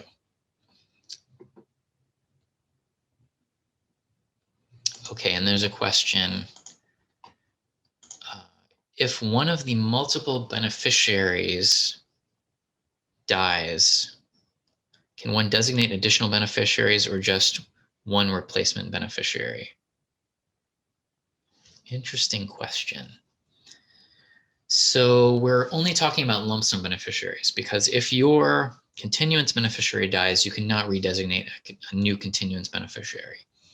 So let's say a lump sum beneficiary dies. Yes, you actually can redesignate your lump sum beneficiaries anytime during your retirement. So if you wanted to change from a particular beneficiary to 2 or 3 beneficiaries, you could do that. So yes, you can do that. Okay, so we have just about enough time to talk about our other benefits, including healthcare benefits, before the deferred compensation post session. So let's talk about these. I've been talking a lot about guaranteed benefits up until now, which is the retirement allowance and the death benefits and cost of living adjustment. We also offer this group of non-guaranteed benefits that are sort of extra benefits that your employer decided sometime in the past that retirees needed these extra benefits in order to pay for their life in retirement. So they started a reserve fund in order to fund these extra benefits. And their benefits are currently a medical subsidy known as the monthly medical allowance to help offset the cost of being enrolled in our medical plans, a dental and vision subsidy for dental and vision plans, Medicare subsidy for offsetting the cost of being enrolled in Medicare, and a supplemental cost of living adjustment. So let me talk about each one of these. You can see that there's a certain amount of years of ACERA service credit you need to qualify for each one. And the only one that doesn't require any amount of years of ACERA service credit is the supplemental cost of living adjustment. All the other ones start at 10 years of ACERA service credit. And I keep emphasizing ACERA service credit because reciprocal service credit doesn't count for this non-guaranteed benefit category. Okay, the first supplemental benefit is the monthly medical allowance.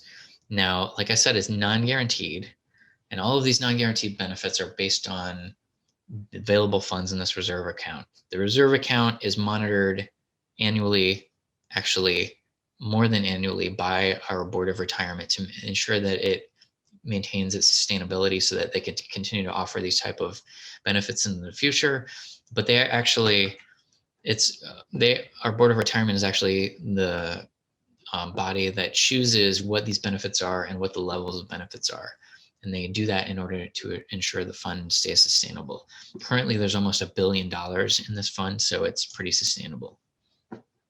Okay, but again, none of these benefits are guaranteed. These are non-guaranteed benefits.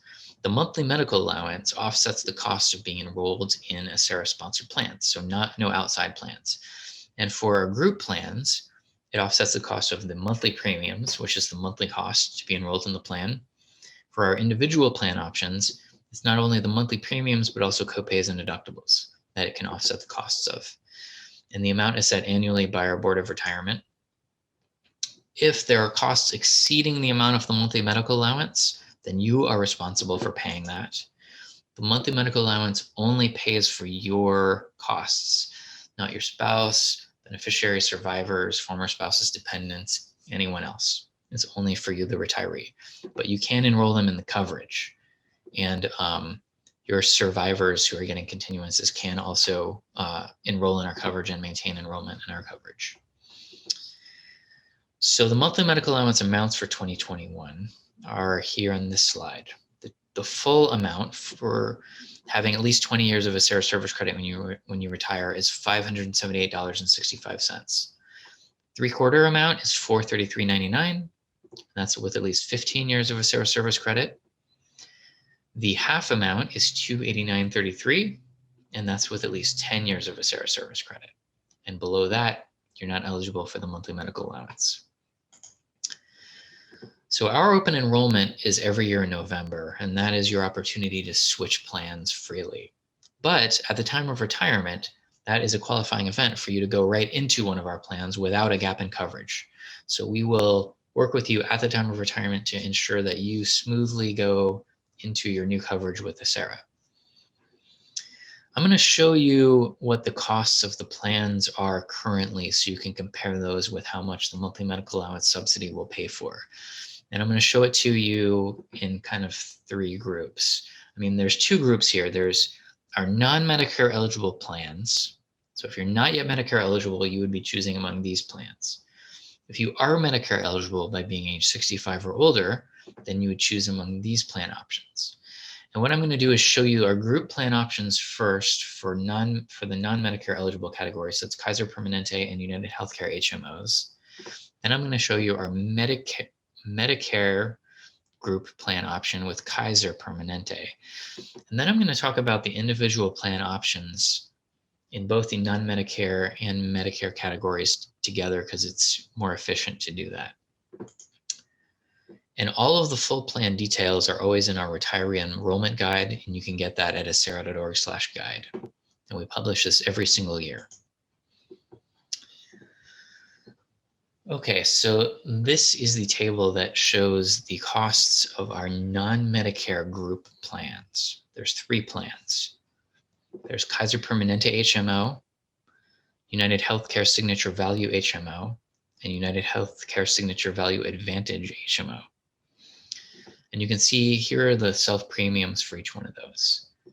The advantage from the Signature Value Advantage comes in the fact that it is the most inexpensive non-Medicare plan that we have through Acera.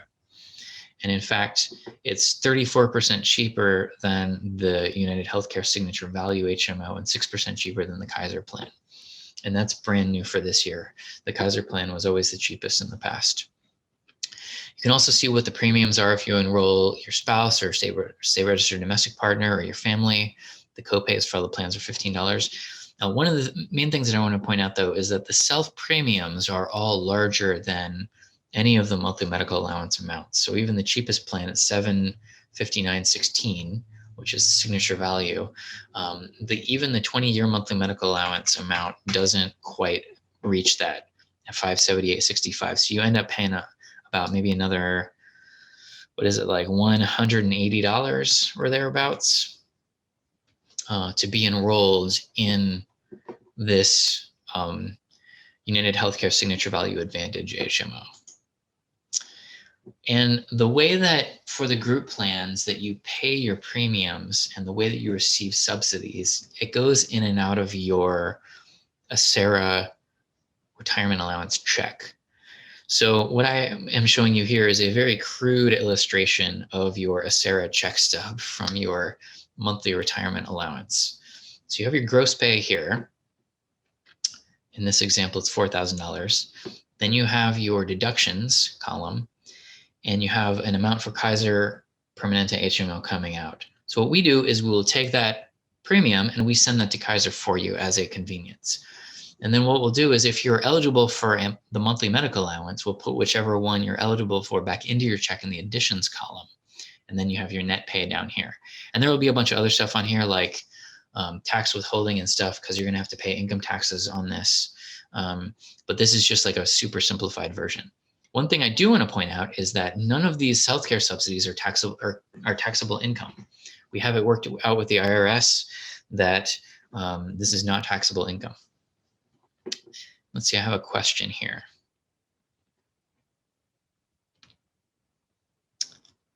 Can a retiree younger than 65 defer any monthly medical allowance subsidy until they turn 65 and then sign up for it? Yes. If you are enrolling in one of our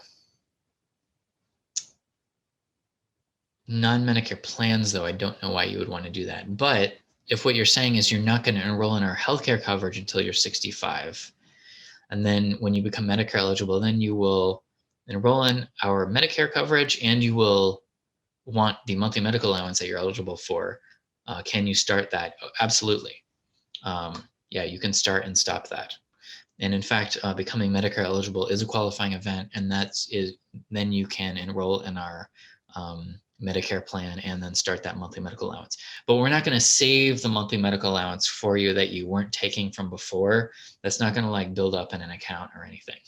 The monthly medical allowance is only paid like per year as it's happening.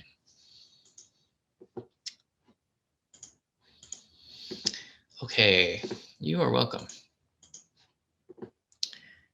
And okay, and so that's a good question of something that I wanted to point out here. The question is, if you move out of state, Will Sarah assist in locating an approved HMO? Yes, sort of. These 3 plans are in the California service areas only, and that is Sacramento, the Bay Area, Fresno, Southern California, and Kaiser actually, I think, has Santa Cruz as well. And it's based on like distance from a facility, and there's like a zip code component. If you live out of the service area, then you cannot enroll in one of these plans, but there is an individual plan option for you, which I'll talk about in just a minute. So if you live in California outside of the service area, or if you live outside California, then you can find an individual plan option using the Via Benefits Health Exchange, which I'll talk about in just a minute. Okay, so I showed you the non-Medicare group plan options. This is the Medicare group plan option. And again, this is in those California service areas I just listed off. And the self-premium, you can see, is a lot lower. And this is because the way these Medicare plans work is, if you're eligible for Medicare and you enroll in Medicare, the federal government is going to be providing the majority of your care. And then these extra Medicare plans, what they do is they kind of fill in the gaps where the Medicare doesn't cover. They provide a higher level of coverage than Medicare alone. So if you sign up for this, then you get that higher level of coverage. And you can see that the premium is a lot cheaper, $382.21. And even the 15-year monthly medical allowance will pay for the entire cost of being enrolled in this plan. So if you have at least 15 years of Visera service credit and you're enrolling in Medicare, it only makes sense to enroll in this because it doesn't cost you anything, which I'm illustrating here. Now, in this table, I've included some additional numbers where I've put in the 20-year monthly medical allowance and then subtracted out to show you your out-of-pocket costs. But you'll notice that the number isn't the same as what I showed you in the chart, and that is because the monthly medical allowance only pays up to the amount of the group plan premium, and you don't get to keep the change above that. So your monthly medical allowance amount, should you sign up for this, would become the amount of the self-premium, $382.21. And so the out-of-pocket cost would be $0 for you. And the same goes for all these other scenarios where you're signing up additional family members. There is a scenario where you and your spouse are signing up, but your spouse is the one that's Medicare eligible and you are not. In that case, you would get the higher monthly medical allowance for you because you are essentially going to be put in the non-Medicare eligible plan where you would get the higher monthly medical allowance. And your spouse would be the one that's Medicare eligible. And then let's see. Do the prices change, or is that set price for the rest of retirement? The prices do change every single year. Almost every single year. There occasionally the negotiators will negotiate a rate pass, which is where it doesn't increase $0. And rarely, although it does happen, and it actually happened for this year, a couple of the plans got cheaper, which I hadn't seen happen before, but it did happen this year. So this Kaiser Permanente Senior Advantage plan got cheaper for 2021, and the Signature Value Advantage plan got cheaper for 2021. But usually the plans go up. Occasionally they stay the same, and that happens every single year.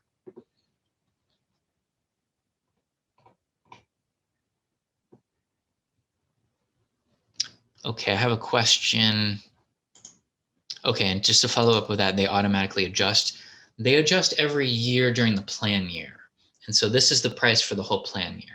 And the plan year for the group plans is February 1st to January 31st. So you would pay that same price the whole year. And then in October, you're going to get our guide in the mail.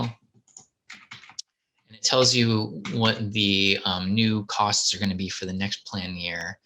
And then you have the opportunity during our November open enrollment to decide if that's good for you, or if you want to change plans around. And there's a lot of info in here about if you may want to select different options. And then you select your option during November open enrollment, and then that option takes effect on February 1st, and that's when the new rates take effect. And so, yeah, and they'll automatically adjust. You are welcome.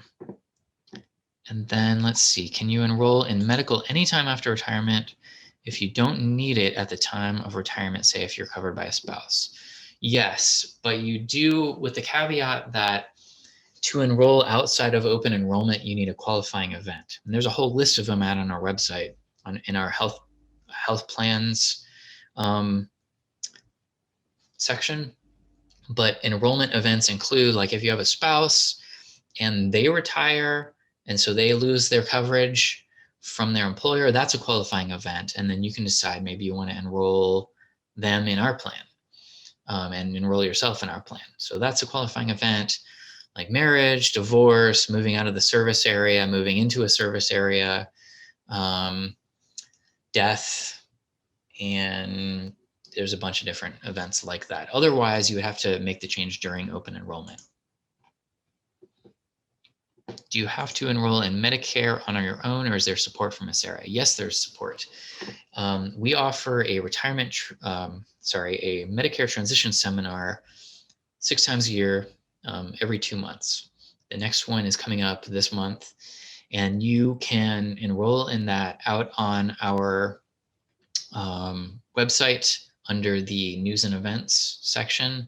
There's Medicare transition seminars. And in fact, if you become Medicare eligible while you're an Acera retiree, we'll see that coming and we'll send you an invitation to enroll in that seminar. And then during the seminar, we'll help you transition into Medicare and get everything filled out that you need to get filled out and give you all the info you need. And then we'll help you get enrolled in one of our Medicare plans. So we do help you through that. When do you sign up for Medicare Part B? Whenever you retire, whenever you're done working is when you should sign up for Medicare Part B. You can sign up for it while you're still working if you've already turned 65, but you don't really want to do that because they start charging you for Medicare Part B. And if you're covered under your employer's plan, then you're kind of double covered and you're paying for it. So the time to enroll in Medicare Part B is if you're already eligible for Medicare when you're working is at the time you retire. And in that case, you would want to we're not going to send you an invitation to that transition seminar. You just want to go ahead and enroll in one. We also have a video out on our site. If you just want to watch the video of the seminar, you can do that too. And then in retirement, the time to enroll in Medicare Part B is during the Medicare transition period, which is the 7-month period, 3 months before your birthday month where you turn 65, your birthday month where you turn 65, and the 3 months after your birthday month where you turn 65. But we'll cover that in the Medicare transition seminar and help you through that. You can keep your children on your medical plan under current federal law through the age of 25. So once they turn 26, then they're going to have to find their own coverage. And if you die, can your spouse maintain their medical coverage? Yes, if they are receiving a continuance benefit from Acera, then they can continue enrolling in Acera's medical coverage.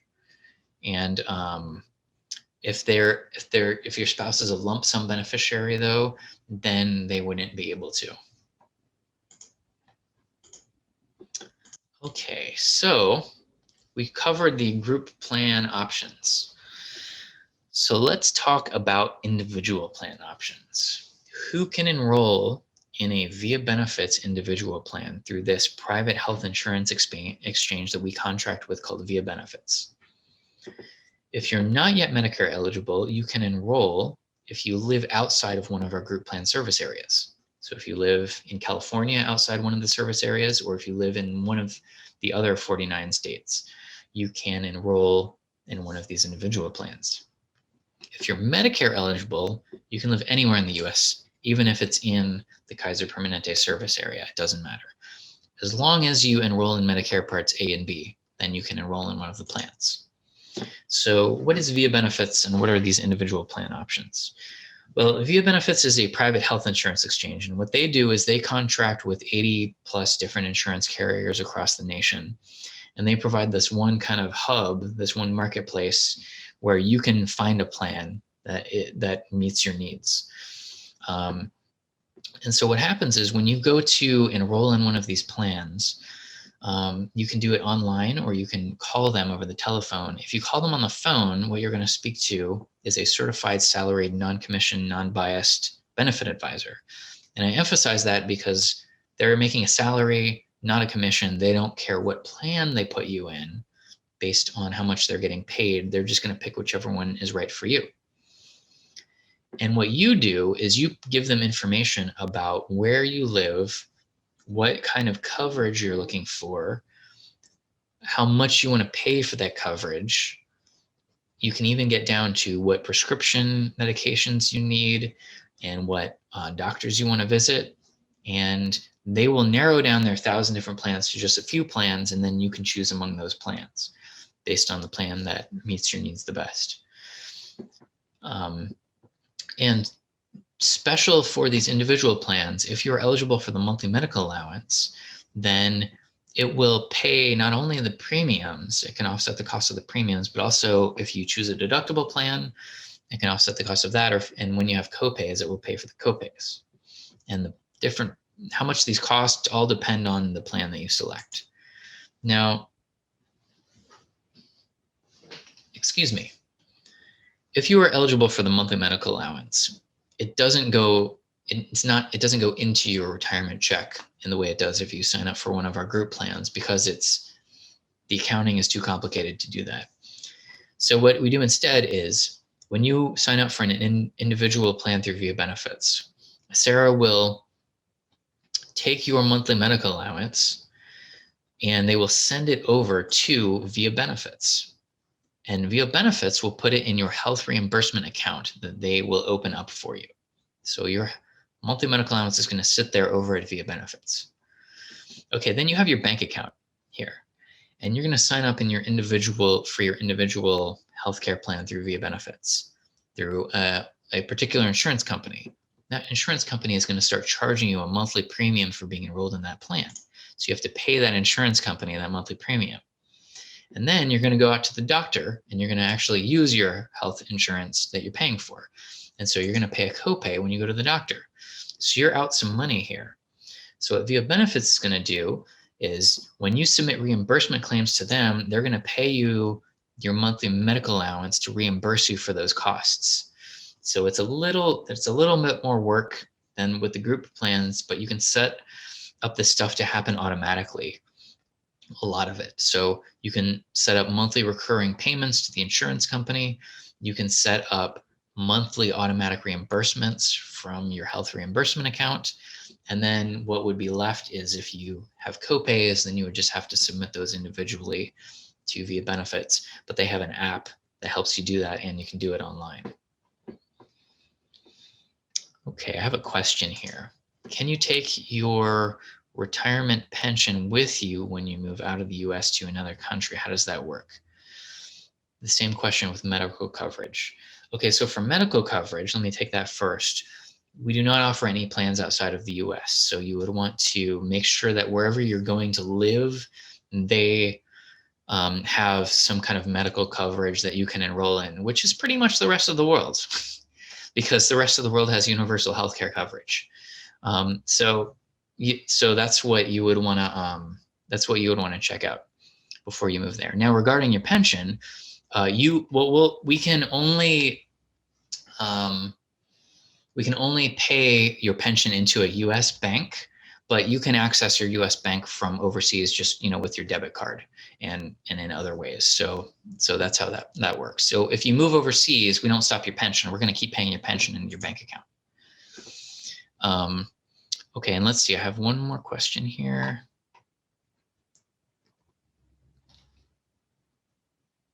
Okay, if you're under your spouse's medical plan when you retire and he retires, can both of us, I guess, enroll in a SARA and medical coverage through a SARA? Yes. When he retires, that's a qualifying event, and that would mean that you could both enroll in our plan at that time. And then the question is, will you lose out on anything due to the lapse because you didn't sign up for it when you retired? Well, you're losing out if you don't sign up for our coverage individually for yourself. You're not getting if you're eligible for the monthly medical allowance, you're not getting to take advantage of the monthly medical allowance because it's only for use with the SARA plans. But having said that, it could be that you staying on your spouse's medical coverage is cheaper than if you went and got yourself, if your spouse stayed covered with the employer and you got your coverage through a SARA and you got your monthly medical allowance. I mean, if you're not yet Medicare eligible, you end up paying an additional amount to be enrolled in our medical coverage. So it could still be more expensive than you staying on your spouse's medical coverage if your spouse's company is paying for your entire medical coverage. So you would have to see what's the most cost effective for you. You're welcome. Okay, and let me see, just do a time check here. We have about 10 minutes left, which is just about the amount. We might go a few minutes over in talking about the other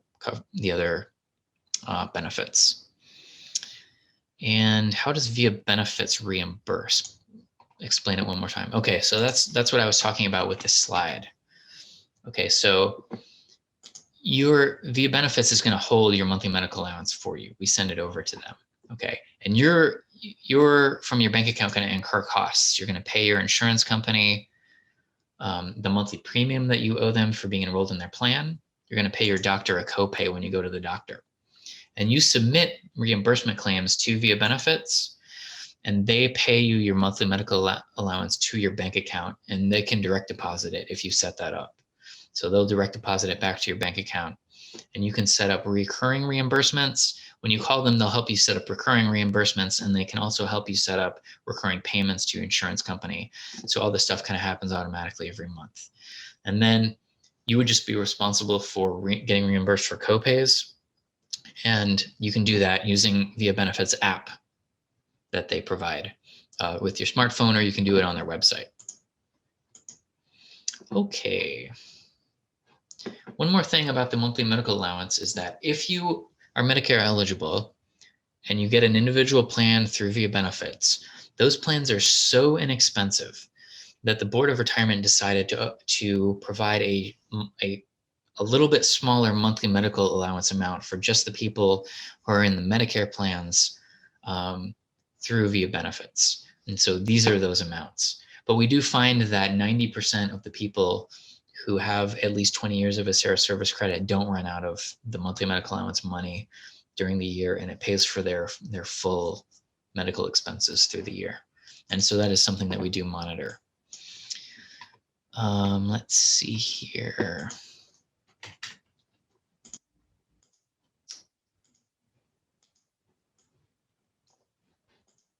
Okay, let's talk about dental.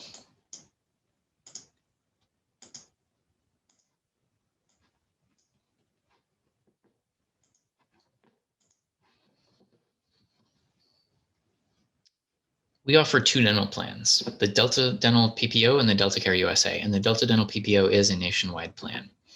The way this works is if you have at least 10 years of a SARA service credit, you will have to enroll in one of these plans. The enrollment is mandatory, but it doesn't cost you anything because the subsidy level is set at the premium amount of the plan that you choose.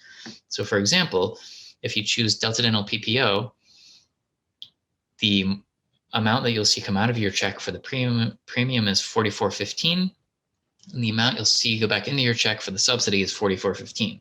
So it costs you $0. And the same thing with Delta Care USA, only it's $22.18. And then you can enroll Self Plus One and Family, but the subsidy amount stays at whatever the self premium amount is. So if you enroll Self Plus One, the cost would be $85.96 minus $44.15, basically. And then if you have less than 10 years of a SARA service credit at the time that you retire, you can still enroll in dental, but there won't be any subsidy, and there's a different set of premiums. And so that's how that works. The vision coverage is very similar. If you have 10 years of a SARA service credit, you must enroll, but it doesn't cost you anything for the VSP standard plan. And the subsidy and the premium is $3.97. Now you have the opportunity to buy up into the VSP premium plan, and that would cost you $44.26 minus the $397 subsidy, because the subsidy stays at $397. And then again, if you have less than 10 years of Acera service credit, you can still enroll, but then you have to pay your whole way, and there's a different set of premiums. And then the difference between these two plans is the VSP premium offers more, like a higher level of coverage. And the one that I know off the top of my head is you get frames every 12 months rather than every 24 months under the standard plan. But you can find all those details in our enrollment guide. Okay, the fourth non-guaranteed benefit that I would like to talk about briefly is the Medicare Part B reimbursement plan.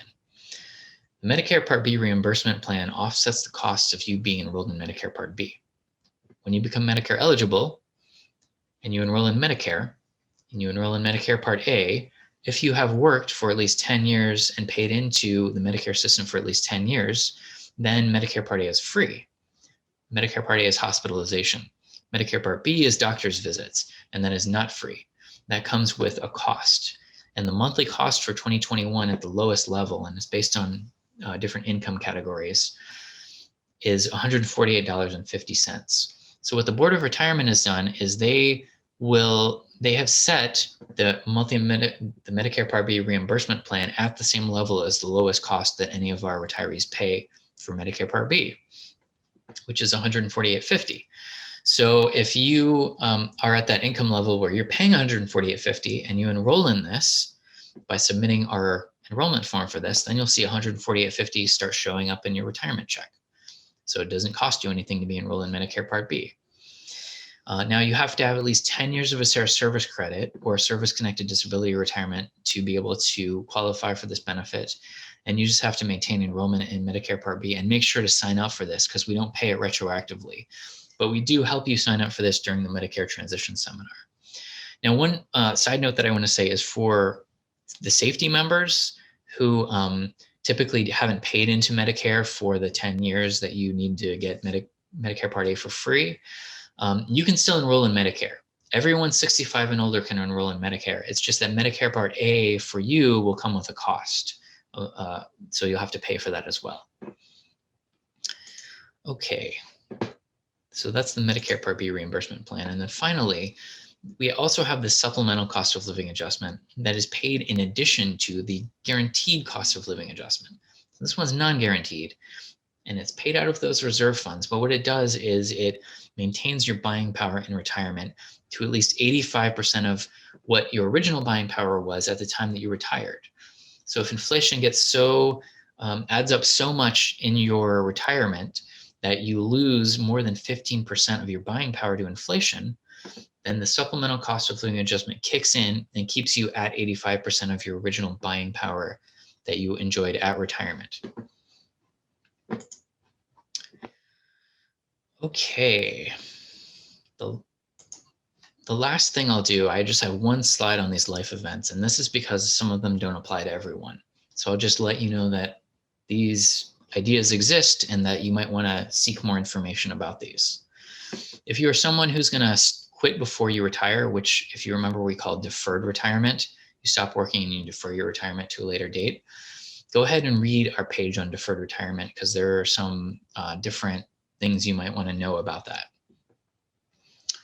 We do have a death benefits page, and it talks about, it does list out the death benefits from the different retirement options, but it really focuses on death benefits that we pay before retirement. And it's kind of good to know what those are. So if you should die prior to retirement, then this page lists out what those benefit options are for your beneficiaries. Should you divorce or dissolve your domestic partnership, then that could affect your Acera retirement, whether it's before retirement or after retirement. And so you should check out our page on divorce or domestic partnership dissolution to understand the impact of divorce and domestic partnership dissolution on your Acera retirement. Should you become disabled while you're working and you need to retire early, we do offer disability retirement. And so you will want to explore our disability retirement page on our website if disability retirement is something that you're considering.